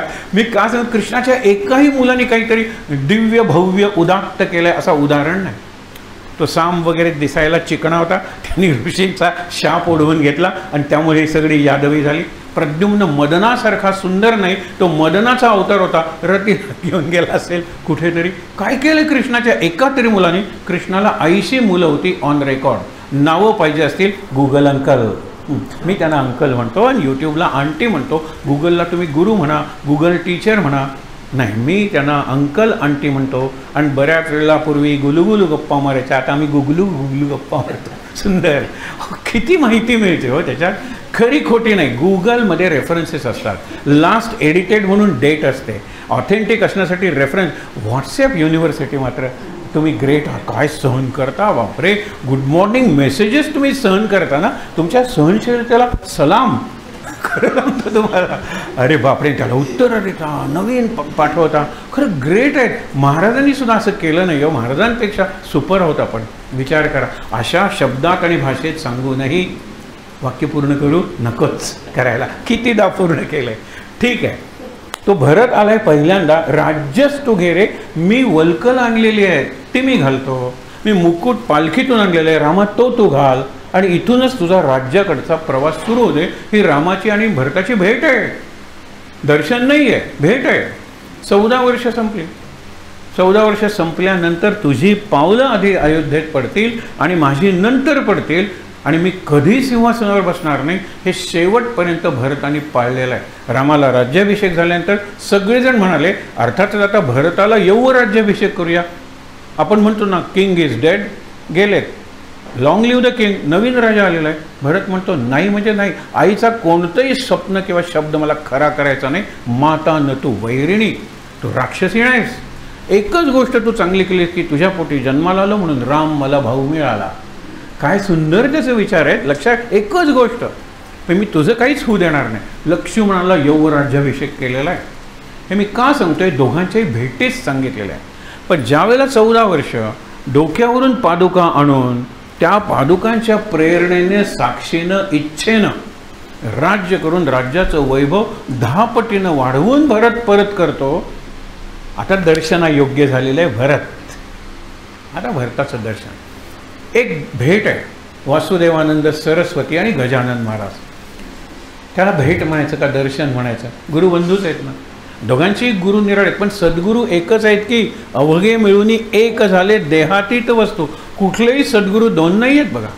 तुम्ही दुसऱ्या धर्मातला सद्गुरू म्हणा, तो खराच सद्गुरू असेल तर माझे सद्गुरू आणि तो सद्गुरू दोन असू शकणार नाहीत. परब्रह्म दोन असू शकणार नाही. कितीतरी विष्णू असू शकतील, कितीतरी ब्रह्मा आणि महेश असू शकतील, किती शे इंद्र असू शकतील, परब्रह्म एकच आहे, सद्गुरू एकच आहे. कारण सद्गुरू काकणवर सरस आहे, साक्षात परब्रह्म म्हणून आलेले आहेत ना. हे दोघेही साक्षात परब्रह्म म्हणून आलेले आहेत. परब्रह्माचं वर्णन नाही करता येत, परब्रह्माचं दर्शन घेता येत नाही, परब्रह्मासमोर आपली समस्या मांडता येत नाही, परब्रह्म आपल्याला मार्गदर्शन करत नाही, आशीर्वाद करत नाही आणि मदत करत नाही. ह्या दोघांनी किती मदत केलेली आहे. गजानन महाराजांची वृत्ती निराळे, महाराजांची वृत्ती निराळे. गजानन महाराजांच्या लग्नाचा प्रश्नच नाही, महाराजांनी 2 लग्न केलेले. गजानन महाराजांना मुलं होण्याचा प्रश्नच नाही, महाराजांना 4 मुलं झालेले, 4ही मेलेली. म्हणून आपल्याला गजानन महाराज जास्त जवळचे का गोंदवलेकर महाराज जास्त जवळचे, हा केवळ टेक्निकल प्रश्न आहे. दोन्ही जवळचे काय, आपल्या आत आले पाहिजेत ते. दोन्ही जवळचे काय, पण त्यातल्या त्यात अनुसरण करायला सोपे गजानन महाराज नाही आहेत, आपले महाराज आहेत. ही तुलना नाही आहे, फरक आहे. आणि difference, distinction is not superiority और इन्फिरियरिटी. मी तुमच्यापेक्षा निराळ आहे, बस की मी श्रेष्ठ आहे कुठे म्हणलं? My culture is different from yours, my religion is different from your. मी डिफरंट म्हणतोय, दोघे सारखे श्रेष्ठ आहे. ग्रेटर हां, सुपिरियर हां, सिनियर हां, मग तिथे वाद होतो. माझाच ग्रंथ श्रेष्ठ म्हणणारे, अरे तुझाही ग्रंथ श्रेष्ठ, माझाही ग्रंथ श्रेष्ठ म्हणणाऱ्यांना मारून टाकतात, काफीर म्हणून मारते. विचार करूया. म्हणून ही भेटीबद्दल सांगितलं. गुरुबद्दल सांगूया. गुरुचं वर्णन सांगितलं ना. गुरु आणि सद्गुरू यात भेद काय आहे? गुरु अनुग्रह वगैरे देतात, पण सद्गुरू हा इतका एक आहे की साक्षात परब्रह्म आहे, काही फरक नाही. गुरु कितीतरी आहे. गुरु दिसती वेगळाले परिते विभूती अवघे मिळून एक झाले देहातीत वस्तू. हे ज्या दासबोधातली उभी आहे त्याच बोधात सांगितले, ऐसे गुरु अडक्याचे 3 मिळाले तरी त्याजावे. पैशाला 3 जरी गुरु मिळाले, मराठीत म्हणतात पैशाला 5 गुरु जरी मिळाले तरी जे तुमच्याकडून इंद्रिय दमन घडवत नाहीत, जे तुमची दृष्टी आत वळवत नाहीत, जे तुम्हाला खऱ्या ज्ञानाचा परिचय करून देत नाहीत, जे तुम्हाला परमार्थाचं चांगलं साधन सांगत नाहीत, असे गुरु पैशाला 3 किंवा पैशाला डझन जरी मिळाले त्यागावे, त्यागून टाका. हे तेच सद्गुरू सांगतात की नाही? तेच समर्थ सांगतात आणि त्याच दासबोधात एक आहे. खरा गुरु कोण? गुरुचा बाय डेफिनेशन गुरु म्हणजे खरंच ब्रह्म आहे, मोठा होत जाणारा. तुम्हाला सांगतो क्षितिज म्हणजे काय, मुलांनी विचारलं. उशीर होईल म्हणून मी सांगत नाही, पण सांगितल्याशिवाय राहत नाही. तुम्ही शिकवलं आहे तुमच्या मुलांना 5वी जिओग्राफीचे शिक्षक, पहिला पाठ की horizon is an imaginary line where the sky appears to meet the earth. आईलाही कळलेलं नाही. बाबांना होरायझन शब्दाचा उच्चार करते नाही. पाठ कर, पाठ कर, पाठ कर. परीक्षेला तेवढेच विचारणार आहे. मुलगा पाठ करतो, मार्क्स मिळतो, फुल मार्क्स. कारण इंग्लिशच्या पिरियडला जो पहिला पिरियड आहे काय शिकत असतो? I am a boy, I am not a girl, this is bat, that is ball.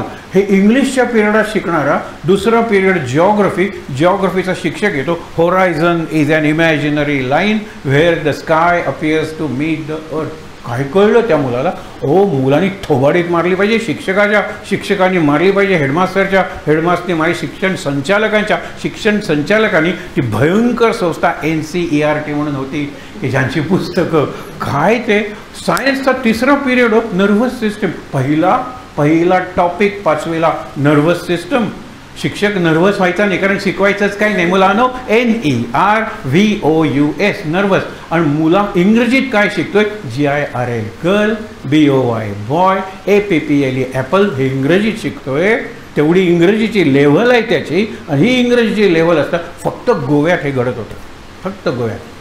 हे का सांगतो तुम्हाला? अभ्यास करून सांगतोय. माझं इमेजच्या थिसिसचा विषयच हा होता की त्या टीचर्सना वाटलं नाही आपल्या मुलांना हे कळत नाही आहे. तो शिक्षक दुसऱ्या डिव्हिजनला इंग्लिश शिकवत होता ना, इंग्लिशमध्ये this is bat and that is ball करणारा शिक्षक दुसऱ्या वर्गात ज्यावेळेला जिओग्राफी शिकवतो त्याच वर्गाच्या डिव्हिजनमध्ये होरायझन, नर्व्हस सिस्टम, हिस्ट्रीत काय काय काय शब्द वापरलेत. Immaculate career of that. अत्यंत सगळ्या दृष्टीने राजा काय इमॅक्युलेट, काय करिअर करतो आणि काय निरनिराळे गुणसम नाही कळत त्यांना. किंग कळतो, त्यातल्या त्यात शिवाजी किंग होता, एवढा किंग कळतो. नाही कळणार त्यांना.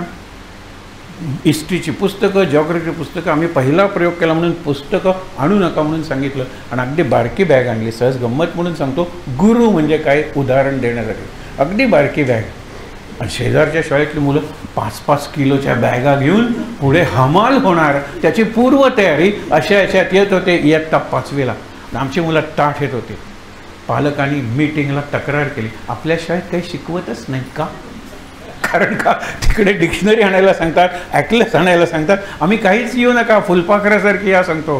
5वी ते 7वी फुलपाखरू आणि B 8वीपासून. B म्हणजे मधमाशी. मधमाशी इकडे तिकडे फिरत नाही, फुलात जाते, मध आणते आणि फुलपाखरू या फुलावरून त्या फुलावर. ते 5वी ते 7वी नको का मुलांना? गुरु हा विचार करतो. मी गुरुचं उदाहरण म्हणून देतोय. शिक्षक हा विचार करत नाही. What is given to me I will teach. तो टीचर आहे, टीचर शिक्षक. गुरु विचार करतो. हे माझ्या हातात दिलेली आहेत ही मुलं, 5 तास असू देत, 6 तासासाठी असू देत, सोनं करेल. किती विश्वासाने दिलेले आहेत मुलं. एक पालक मुलाला दुसरीचा पालक तो 8 वाजता सोडतो. टीचर आला हां शाळेत 1 वाजता घेऊन जातो. 8 ते 1 6 तास. 5 तास असतील. काय तुम्ही, माझ्याकडे हा मुलगा आहे, मी शिकवेन त्याला. शिक्षक उलटं म्हणतात की 6 तास आमच्याकडे, 18 तास समाजात, आम्ही शिकवणार, तो समाज त्याचं बर्बादी करणार. अरे साधा प्रश्न स्वतःला विचारूया, हा गुरु विचारतो. हे गुरुनी विचारलेले, मी तुम्हाला त्यांच्या चरित्रातले प्रसंग सांगतो. गुरु हा प्रश्न विचारतो. 18 तास असतो, बरोबर आहे, त्यातले त्याचे 7 तास 8 तास झोपेचे गेले, 10 तास असतो, तो ट्युशनला जातो वगैरे, ते सोड. घरात आई वडील, तुमच्या समोर मुलगा, ॲट अ स्ट्रेच किती मिनटं असतो? तो म्हणतो 3 मिनटं, जास्तीत जास्त 3 मिनटाला. आहे बाबाचं सुरू झालं लेक्चर, आईचं सुरू झालं, सुरू थांबतच नाहीत मुलं तिथे. दे पुट देम, ते स्विच ऑफ केलेलं आहे त्याने. शिक्षकासमोर तो 25 मिनटं 20 मिनटं ॲट अ स्ट्रेच बसतो ना. वेटेज नावाचा प्रकार आहे.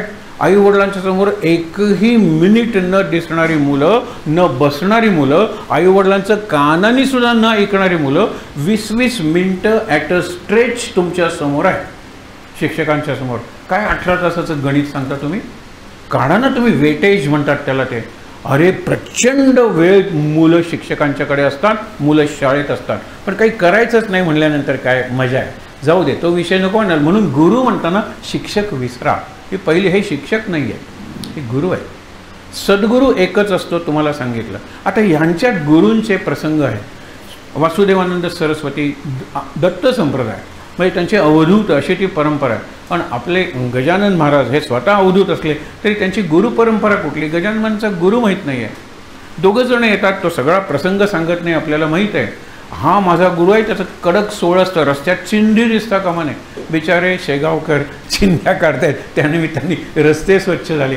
कोण येणार आहे? सस्पेन्स आहे ना. येतात वासुदेव, लंगोटी घालून वासुदेवानंद सरस्वती, आणि गजानन महाराजांच्याकडे बघतात, डोळी दृष्टीने आलोय, जाऊ जा, गेले निघून. मग कशाला आम्ही हे रस्ते स्वच्छ केले? त्यांनी चिंधीकडे काय आमच्याकडे सुद्धा बघितलं नाही, फक्त गजाननकडे बघितलं. त्यांनी डोळ्यांनी सिग्नल केला, ज्याला आपण म्हणतो ना की पालवीच्या खुणा, नेत्र पल्लवी आपण बोलतो, तर तसं त्यांनी खूण केली. कुरवानी उलव म्हणतात ना, कुरू, की त्यांनी हे खुणा केला, संपलं, गेले निघून. असेच अनेकदा भेटी झालेल्या आहेत. रामदासांची भेट तुम्हाला सांगितली आहे. आता ही भेटच आहे, कारण दुसरा आहे तो शिष्य आहे, पण गुरु व्हायच्या तयारीच आहे. रामदास सज्जनगडावर राहायला लागलेले आहेत, ते तर शिवाजीचे गुरु झालेले आहेत, सद्गुरू रामदास आहेत ते. अशा वेळेला त्यांचा एक शिष्य तेलंगणाहून लोटांगण घालत निघतो सज्जनगडापर्यंत. हो, काही 100 किलोमीटर आहे. तेलंगण म्हणजे आंध्र प्रदेश आणि सज्जनगड म्हणजे महाराष्ट्र. आणि तो लोटांगण घालत घालत येतो. सज्जनगडावर लोटांगण घालणं किती अवघड आहे. मला वाटतं त्याला लोक धरत नाही, तर तो खालीच येईल ना. त्यावेळेला कुठे होत्या पायऱ्या? तर चढत जायचं होतं, लोक धरत असतील, लोटांगण परत धरत असतील. हा वर पोचला, समर्थ समोर दिसल्याबरोबर हा समर्थांच्याकडे बघतो, समर्थ त्याच्याकडे बघतात. समर्थ एकच प्रश्न विचारतात, कितवी? 11वी. निघून जातो तो परत. ह्याच्यासाठी तो आला होता लोटांगण घालत? ही कसली भेट आहे सांगा बरं. त्यावेळेला समर्थानं विचारलं त्यांनी, 11, आपण म्हणतो कितवीत आहेस तू? मग तो म्हणतो 8वीत आहे दुसऱ्यांदा वगैरे. हे सगळं आपलं आहे. कितवी म्हणल्यानंतर आपल्याला शाळाच आठवते. कितवी म्हणल्यानंतर कितवी बाळणपणाची खेप, हे पूर्वी विचारायचे. ही कितवी मुलगी, ही कितवी प्रपंच प्रपंच प्रपंच. त्यांनी ओळखलं की कितवी पिढी आहे तुझी शिष्याची. तो म्हणतो 11वी पिढी आहे.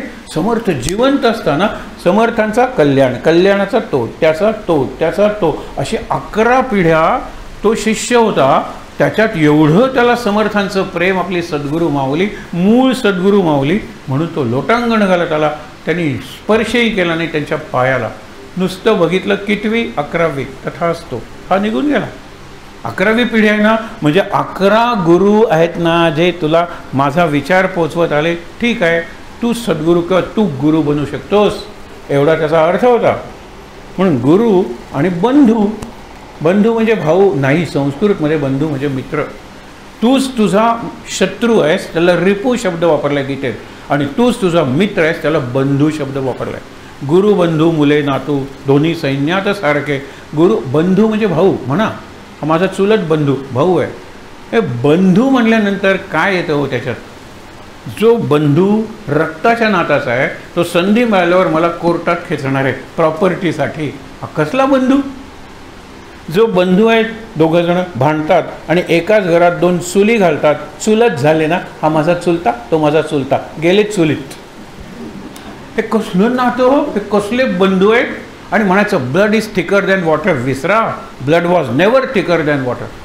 हे गुहक, ही शबरी, तो जटायू, तो संपाती, जटायूचा भाऊ, हेच की खरे रामाचे होते. रामाने आलिंगन त्यांना दिलं, अयोध्येतल्या एकालाही आलिंगन दिलेलं नाही आहे रामाने. आलिंगन म्हणजे भेट आहे. भेट म्हणजे असे नुसतं नाही आहे. आपण सांगितलं प्रत्येकाला एक आत्मलिंग आहे. आत्मलिंग ते माझं खरं चैतन्याचं स्थान आहे, तो माझा प्राण आहे, तो माझा आत्मा आहे. आणि आलिंगन देणं म्हणजे माझं आत्मलिंग म्हणजे माझा आत्मा, आणि तुझं आत्मलिंग म्हणजे तुझा आत्मा यांचं मिलन होणं, ही भेट आहे. भरतानं रामाला आलिंगन दिलं. आता कोकणीत जी रामायण आणि महाभारत आली, दुर्दैवानं मराठी शब्द वापरायचे आणि त्यांना आलिंगन शब्द मराठी खरा संस्कृत येतो म्हणून वेंग मारली. कसं दिसतो हे रामायणातून कुठे, म्हणून ती शाळेत ठप्प्या दिलेल्या आहेत त्यांनी फुकट, तो पिऊन सुद्धा त्याच्यावरची धूळ झाडत नाही. कसलं तुम्ही. आणि हे झालंच नाही, ते गीता सांगितलीच गेली नाही, वस्त्रहरण झालंच नाही. हे भाषांतर महाभारतातला कुठला भाग उचलला कोकणीत आणायला? अरे साधं सोपं संक्षिप्त महाभारत मराठीत आहे, आणा कोकणी. घालू नका तुम्ही लेखकाचं नाव, हरकत नाही. हे काय भयंकर प्रकार आहे. वेंग मारली म्हणजे हे आणि वेंग मारायची. माझ्या मित्रालाही वेंग मारतो आणि ते वेंग नाही, आलिंगन आहे. लिंग हा शब्द आहे आलिंगनात. लिंग महत्त्वाचं आहे, माझं आत्मलिंग. पण संस्कृत शब्द मराठी आले म्हणून वापरायचेच नाहीत. बाकीच्या भाषा संस्कृत शब्द वापरून गेल्या पुढे संस्कृत नाही वापरायचे, नवीन शब्द तयार करायचे. हा गुरुत्व नाही आहे, हे शिक्षकत्वही नाही आहे. म्हणून मी विचार करून बोलतो आहे. बंधू म्हणजे कोण? की जो माझं हित पाहतो तो बंधू म्हणजे मित्रच झाला. म्हणून तूच तुझा मित्र बंधू बन, तूच तुझा भाऊ बन. आपण बनत नाही, भाऊ बंधकी म्हणतो ना, ती बंधूंतली झालेली भांडणं त्याला भाऊ बंधकी म्हणतो. आणि भाऊ बंधकी नेहमी कोर्टातच संपते किंवा खून करून. खेड्यात वगैरे दोघांकडे कुऱ्हाडी असतात. ऐ मारली कुऱ्हाड, आई बिचारी म्हणते की दोघं मेले तर बरं, एक जगला तर दुसरा मेल्याचं मला जास्त दुःख होईल. म्हणून देवा एक तर त्यांना कुऱ्हाडी थांबव त्याच्या, किंवा पूर्ण मार. एक जगणं म्हणजे मला काय न्याय मिळाला सांगावर. एक माता सांगते, गांधी, हे गांधीजी कसे गुरु आहेत बघावर. ते लॉयर आहेत. पहिला खटला साऊथ आफ्रिकेत त्यांच्याकडे गेला, दोन भाऊ भांडायला आले. ते म्हणाले मी तुझं वकीलपत्र घेतो, तुला जिंकून देतो. बस संध्याकाळी आई आली, तुम्ही वकीलपत्र घेतलेत ना, मी दुसऱ्या मुलाच्या वकिलाकडे जाणार आहे. तुम्ही तुमच्या बुद्धीनं एका मुलाला न्याय मिळवून दिलात, आई म्हणून मला न्याय मिळाला? मला 50% सुद्धा न्याय मिळालेला नाही आहे, कारण माझा दुसरा मुलगा हरलेला आहे. गांधीजी म्हणाले बरं झालं तू सांगितलंस. Out of court settlement. दोन्ही वकील, दोन्ही मुलं आणि ही आई समेट म्हणताना कॉम्प्रोमाइज घडवून आणला आणि वकिली कायमची सोडली. कारण कायम हे राहणारच आहे ना. हां बघा, हे कसले गुरु. आपण म्हणतो हा याच्यातला गुरु आहे तो लीगल गुरु. लीगल गुरुना एक प्रश्न, लीगल ईगल नावाचा शब्द आहे हल्ली, लीगल ईगल. हां ते लीगलमधले गरुड आहेत. हां त्यांना प्रश्न विचारला, मी विचारून तुम्हाला सांगते, फार मोठा नाव सांगत नाही त्यावेळी, राष्ट्रीय आणि आंतरराष्ट्रीय पातळीवरचा वकील. माझ्या मित्राचं केस चालवायला आला होता. त्याला म्हटलं आत्ता मित्राची केस तू जिंकून दिली. कोर्टात उभं राहण्यापूर्वीच मित्राला सांगितलं तू केस जिंकलेस. हां विचार करा. असा तो वकील, त्याचा अधिकार. विमानतळावर त्यांना विमानाला पोचवायला जाताना मी प्रश्न विचारला, आता विरोधी जो हरलाय तो जर तुमच्याकडे आधी आला, त्यांची केस मी नक्की जिंकणार म्हणला. म्हणजे आत्ता जो हरलेला आहे तो माझ्याकडे आला तर वरच्या कोर्टात मी माझी बुद्धी वापरून म्हणलं दिस इज प्रॉस्टिट्यूशन. मी शब्द वापरला, IASचा अभ्यास करतो, चांगले शब्द मी वापरत होतो. This is intellectual prostitution. ते म्हणाले no no don't use that word, वेश्यावरी. कारण ते एका वेळेला एका गिऱ्हाईकाशी प्रामाणिक असते. We lawyers are not.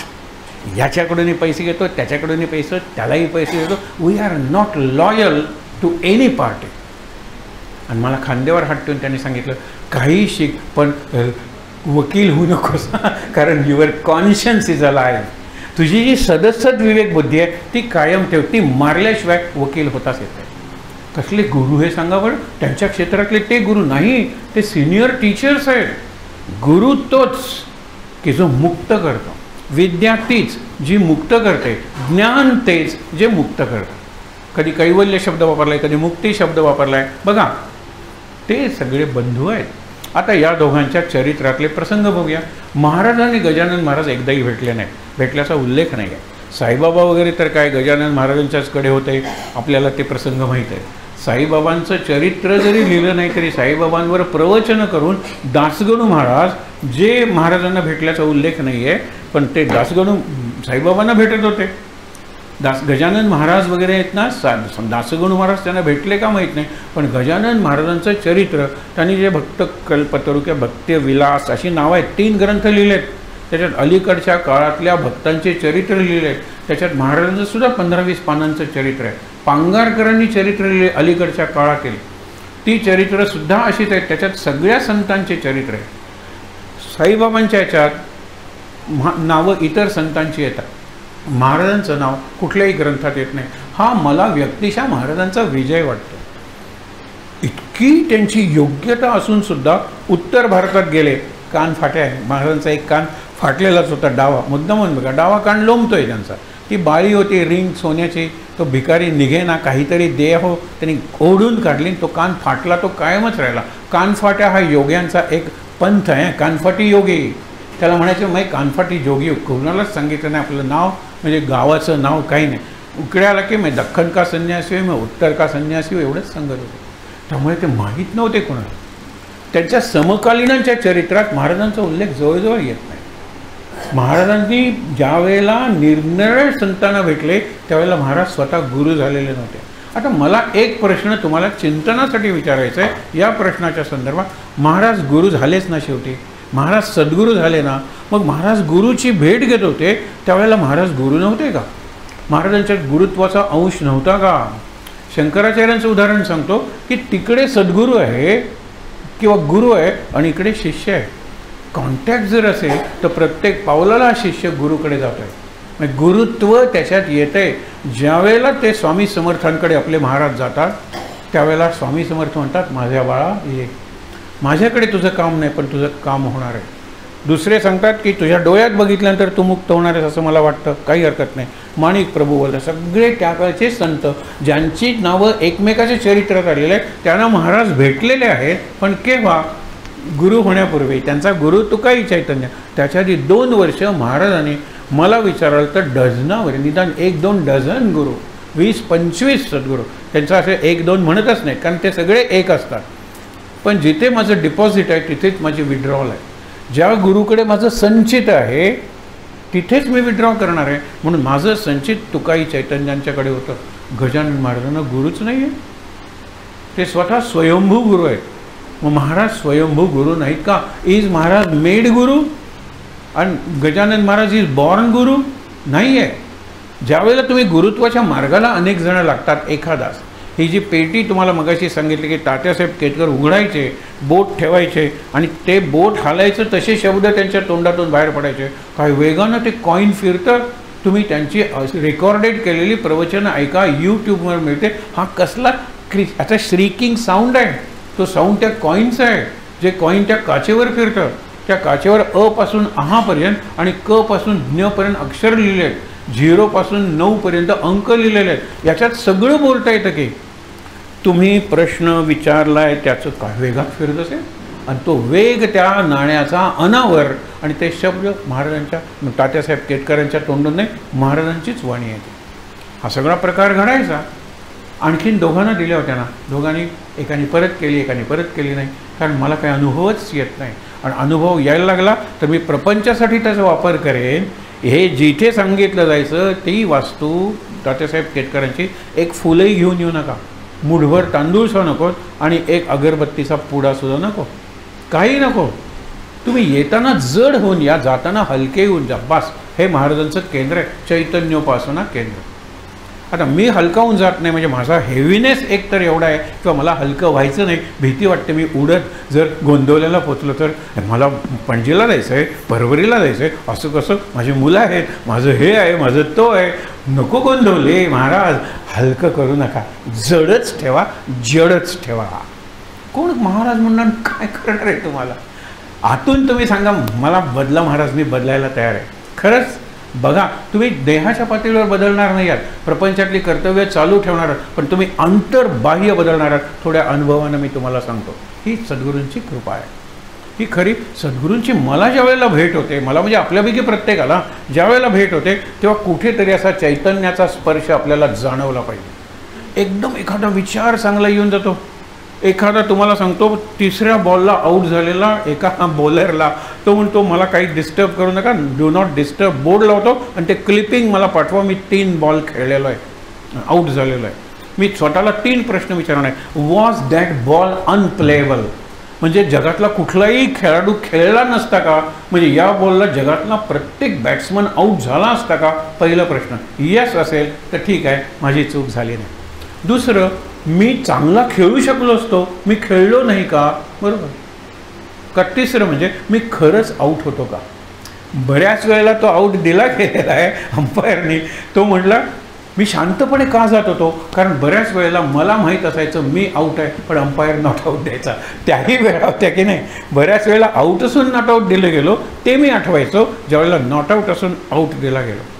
आणि ज्यावेळेला तो बाहेर यायचा त्यावेळेला तो आपल्या आत्मचरित्रात म्हणतो, बॉलर, तुम्हाला जेम्स वॉन वगैरे माहीत असेल की तेंडुलकर माझ्या स्वप्नात यायला लागला, कारण दुसऱ्या मॅचपासून इतकी धुलाई केली, कारण त्याला उत्तर मिळालं की मी ही चूक केली म्हणून मी आऊट झालो. That ball was not unplayable, I could have played that ball. मी 4 स्क्वेअर बाउंड्रीजला मारू शकलो असतो. हे पाहिजे ना, हे ॲनालिसिस आहे. आणि हे दुसऱ्या एका मूर्ख त्याच्या प्लेयरनी सांग, आम्ही ज्या वेळेला 0वर आऊट व्हायचो दुसऱ्या तिसऱ्या बॉलला, त्यावेळेला बियर पीट उरलेला सामना बघत बसायचो, हसत विनोद करत, निर्लज्ज. आम्ही काय सुधारणार आहोत? तो तेंडुलकरला कॉम्प्लिमेंट देतो, ज्यावेळेला लवकर आऊट व्हायचा त्यावेळेला माझ्या याच्यावर डू नॉट डिस्टर्ब आणि मला क्लिपिंग पाठवा, मी जे बॉल खेळलो मला ते बघायचे. हा परफेक्शनिस्ट आहे. ही नेव्हर कॉल्ड हिमसेल्फ परफेक्ट, पण परफेक्शनिझमकडे किंवा परफेक्ट होण्याकडे त्याचा प्रवास चालू होता. आपला प्रवास तसाच चालू असेल किंवा व्हायला पाहिजे चालू. पण गुरुबंधू भेट हे जे आहेत ते म्हणलं तर गुरु आहेत, एकमेकाचे बंधू आहेत, पण सद्गुरू आहेत हे लक्षात. आणि सद्गुरूंची भेट शक्यच नाही आहे, म्हणून ती गुरूंची भेट. गुरूंची भेट कुठे? देहाच्या पातळीवर. अरे एकदाच मी त्यांना बघितलं, दासगुरू महाराज म्हणतात, मी अकोटाला जात होतो, एक ओढा होता, ओढ्याच्या काठी गर्दी जमलेली होती, मी जरा वाकून बघितलं तर एक अंगावर वस्त्र नसलेला योगी होता, मला कामाला द्यायचो, मी टांग्यात बसून पुढे गेलो. ही एकमेव भेट आहे दासगुरू महाराज ज्यांनी गजानन विजय लिहिला, आणि म्हणून आपण आज इथे आहोत, म्हणून त्यांची पालखी इथे आलेली आहे, म्हणून आपण त्यांचे आणि आपल्या सद्गुरूंची, 2 सद्गुरू नाहीच आहेत म्हणून त्यांची भेट अशक्य आहे. भेट होण्यासाठी 2 पाहिजेत. ज्यावेळेला राम सांगतो भरताला, 2 ओंडक्यांची होते सागरात भेट, एक लाट तोडी दोघा. अरे हे ओंडके आहेत, आपण देह हा ओंडका आहे, आपल्याला जाणीव नाही आहे. ह्याच्यात जे चैतन्य आहे ते माझ्या सद्गुरूंचं आहे, ते परमेश्वराचं आहे. तो आहे म्हणून माझ्या सगळ्या गमजा आणि मौजा चालू आहेत. काय हो, त्यांनी केलं आहे, त्याच्यासाठी मी काहीतरी केलं पाहिजे, त्याच्यासाठी मी काहीतरी. महाराज म्हणतात माझ्यासाठी काय करता? नाम घ्या, आत्मकल्याण करा. मला तुमच्याकडून काय पाहिजे? काही नको आहे, पण त्यांच्यामुळे मी आहे आधी ठरलं पाहिजे. माझी वाणी, माझं हस्तलाघव म्हणजे हातातलं कौशल्य, मग ते अक्षर असेल किंवा चित्रकला असेल किंवा सर्जरी असेल. काही सर्जन्स इतके सुंदर करतात, मग त्यांचे स्टिचेस जगात गाजलेले आहेत. आपल्याकडे एक सर्जन आहे, सुंदर करतो निरनिराळे ऑपरेशन्स, गायनेकॉलॉजिस्ट तो, आणि त्याचं व्हिडिओ फिल्मिंग काढून कॉपी लेफ्ट म्हणून पाठवून देतो, नेव्हर कॉपीराईट. का? कारण तो म्हणतो ती सर्जरी करताना मी विष्णू सहस्त्रनाम म्हणत असतो. सर्जरी छोटी असेल तर मी अथर्वशीर्ष म्हणत असतो. पूर्वी मी तुम्हाला सांगितलं आहे, म्हणजे अथर्वशीर्ष म्हणत केलेली सर्जरी गणेश करत असतो, विष्णू सहस्त्रनाम म्हणताना केलेली विष्णू करत असतो. कसला कॉपीराईट? कॉपी लेफ्ट म्हणून त्याची साईट आहे ते. बघा, हा मला दिसला, मला तो आत्तापर्यंत मी बघितलेला नाही, मी वाचलेला नाही आहे, पण हा मला असा स्टिच दिला, ब्लिडिंग होत नाही, अशा पद्धतीने इन्सिजन म्हणजे कट दिला, लगेच सिझरियन करता येतं. मी देवाचा आहे, देव माझ्यातून व्यक्त होतोय, ही खरी भेट आहे माझी आणि गुरूंची. म्हणून यांची देहाच्या पातळीवर कधी भेट झाली नाही, पण मनानं ते कायम जोडलेले होते. यांच्यात एक प्रसंग आहे की नाही, चित्रकूटचे माधवनाथ, त्यांचे ते वानवळे म्हणून कोण आलेले आहेत भक्त, त्यांना म्हणतात अरे आत्ताच तुमचे गुरु गेले, आम्ही एकत्र जेवलो, विडा इथे राहिलेला आहे, विडा तुम्हारा याही रहा. सांगितलं हा तुम्ही आत्ता जा आणि तुमच्या गुरुला द्या, मी सांगितले त्या शब्दात एकही शब्दाचा फरक करू नका, हा निरोप त्यांना द्या. ते गेले. चित्रकूट म्हणजे मध्य प्रदेशाचं आहे. तिथे गेल्यानंतर त्यांना विचारलं माधवनाथांना, तुम्ही त्या दिवशी गेला होतात का गोंदवलेला? हो.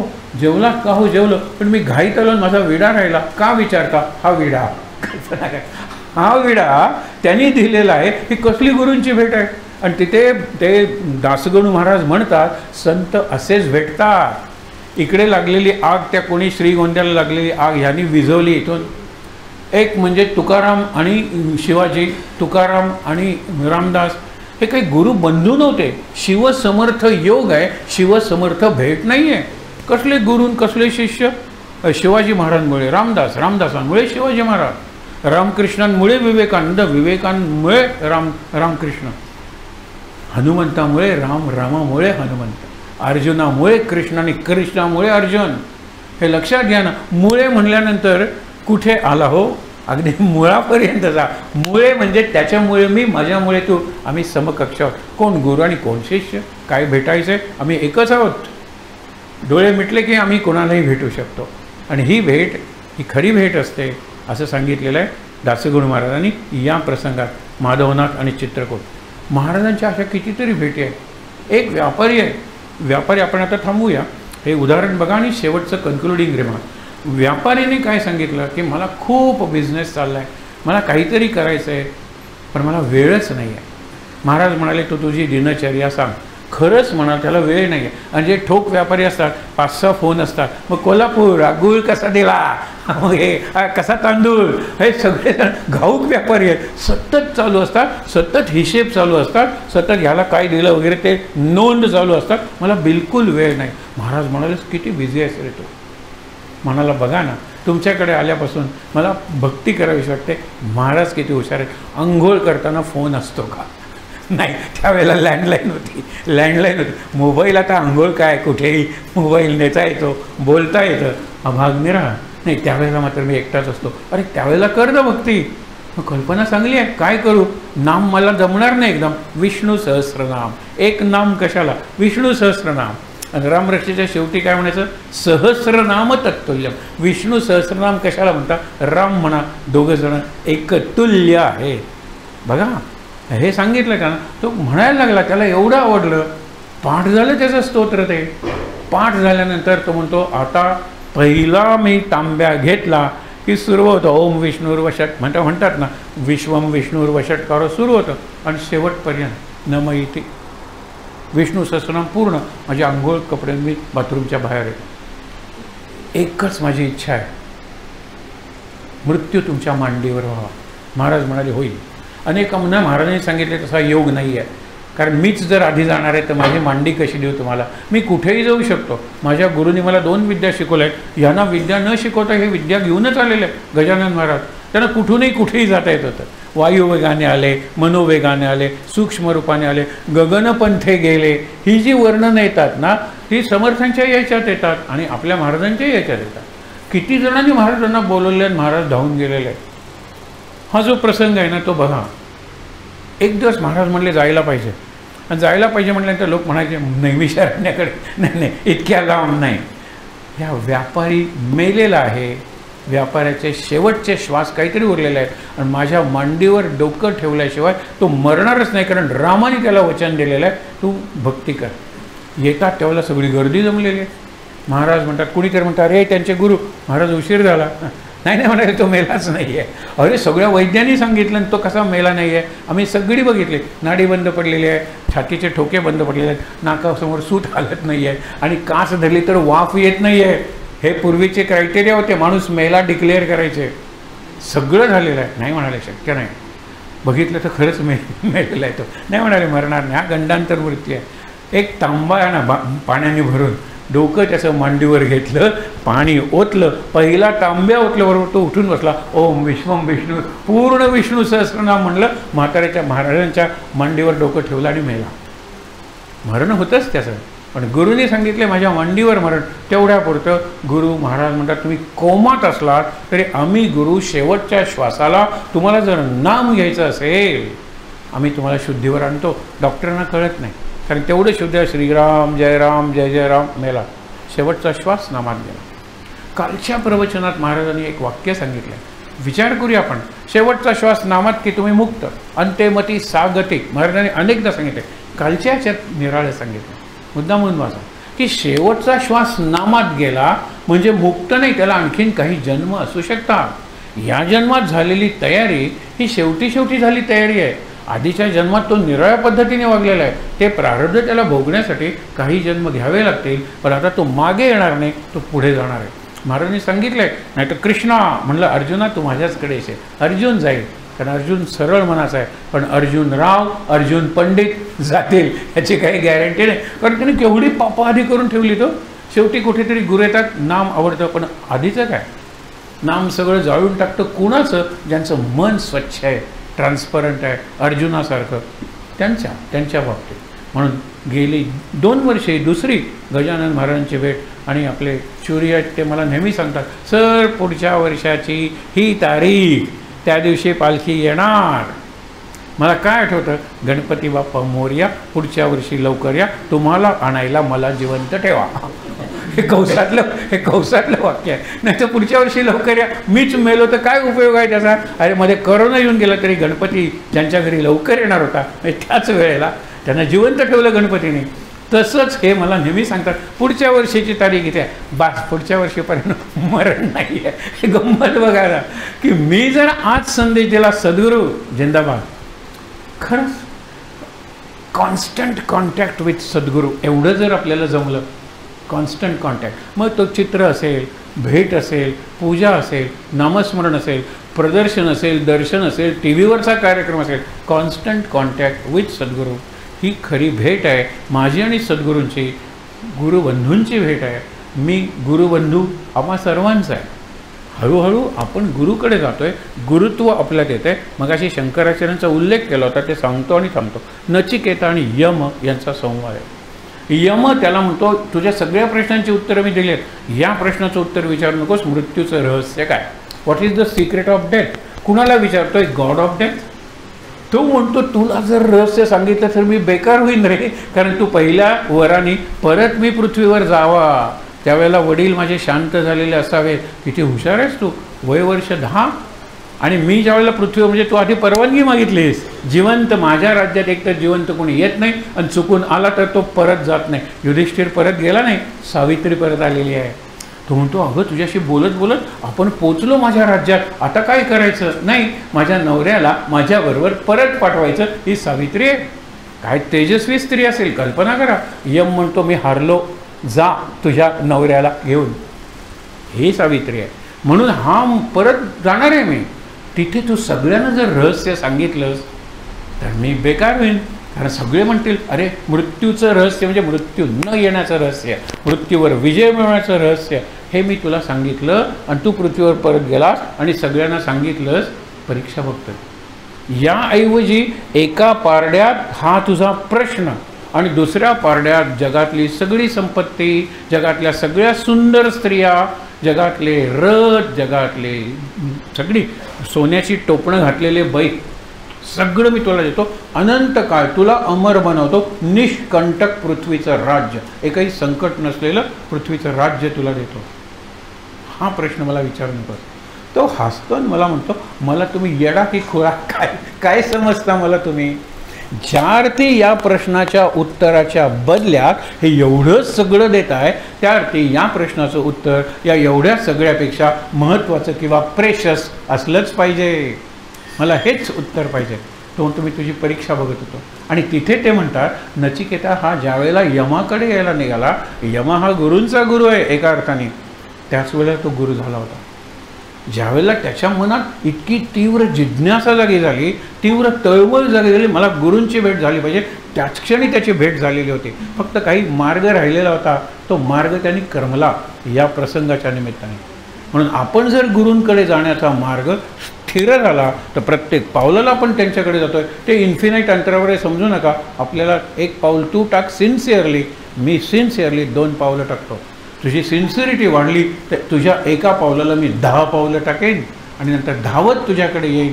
पुंडलिकासारखा तू बघितलं नाहीस तरी मी अपमान सहन करणार नाही. इतरांच्या दर्शनासाठी 28 युग उभं राहील. गुरु हेच म्हणतो आपल्याला. आणि म्हणून या गुरुबंधूंची भेट आहे. आपण भाग्यवान की आपल्याला दोघांची भेट एका वेळेला होते. हा सगळा भावाचा आणि भावनेचा प्रश्न आहे. काय गजानन महाराज असे दिसतात म्हणून आणि काय गोंदवलेकर महाराज असे दिसतात म्हणून असतात एकच. एक चित्र डोळ्यासमोर उभं करतो. विवेकानंद आणि रामतीर्थ सांगितलेला प्रसंग आहे. दोघांची मतं निराळी आहेत. दोघं धिप्पाड आहेत. एका प्लॅटफॉर्मवर आणलेलं आहे ऑर्गनायझर्सनी. एकदा खरं काय तो विवेकानंद खरे का रामतीर्थ खरे, दोघं सारखेच तेजस्वी. आणि खरंच जर अभ्यास करून बघाल ना तर विवेकानंदांपेक्षा जास्त बुद्धिमान रामतीर्थ आहे. विवेकानंदांना म्हणत नाही, सांगत नाही, कुणालाही सांगू नका. 5 क्लास मिळाले BAला.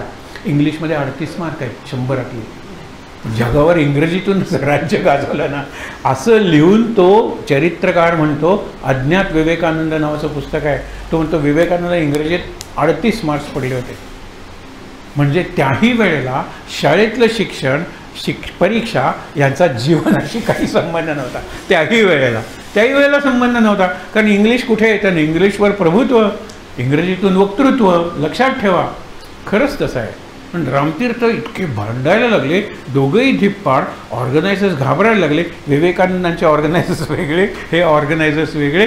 विवेकानंदांना मागे ओढतात, ह्यांना मागे ओढतात. नको, मी ह्याला उत्तर मागितलेलं आहे. ते म्हणतात मी याला प्रश्न विचारलेला आहे. दोघांचं नाही. शेवटी 4-5 ऑर्गनायझर येतात आणि दोघांना बाजूला नेतात. विवेकानंद विचारतात किती वाजले? 1. त्यावेळेला घड्याळात 4 किंवा 10 वाजलेले असतील. 1 म्हणजे आपण हे जरी भांडलो तरी आपण एकाच मताचे आहोत. ही गुरुबंधू भेट आहे. हे एकाच मताचे आहेत महाराज आणि गजानन. दोघांनी नमस्कार करूया. आहे त्या ठिकाणी ताठ बसूया. शांत.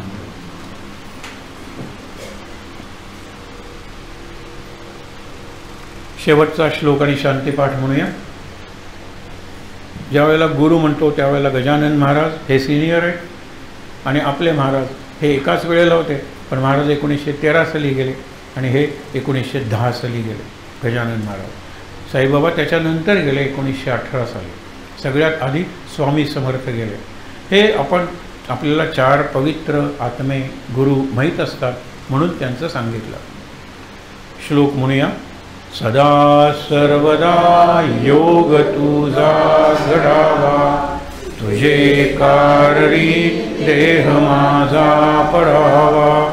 उपेक्षू नको गुणवंता अनंता, रघुनायका मागणे हेची आता. जय जय रघुवीर समर्थ. ओम सहना भवतु सहनौ भुनक्तु सह वीर्यं करवावहै तेजस्विनावधीतमस्तु मा विद्विषावहै. ओम शांति शांति शांति. डोळे बंद. 3दा दीर्घ श्वासोच्छ्वास.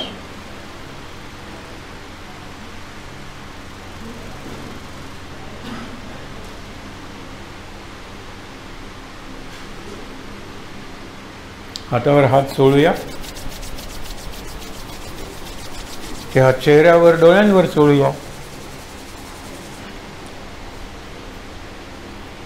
सावकाश डोळे उघडून गजानन महाराजांची पालखी, आपल्या महाराजांच्या पादुका, दोघांच्या प्रतिमा साक्षात दोघेजण इथे उपस्थित आहेत. दर्शन घेऊया. सगळ्यांना नमस्कार करूया. महाराज महाराज महाराज.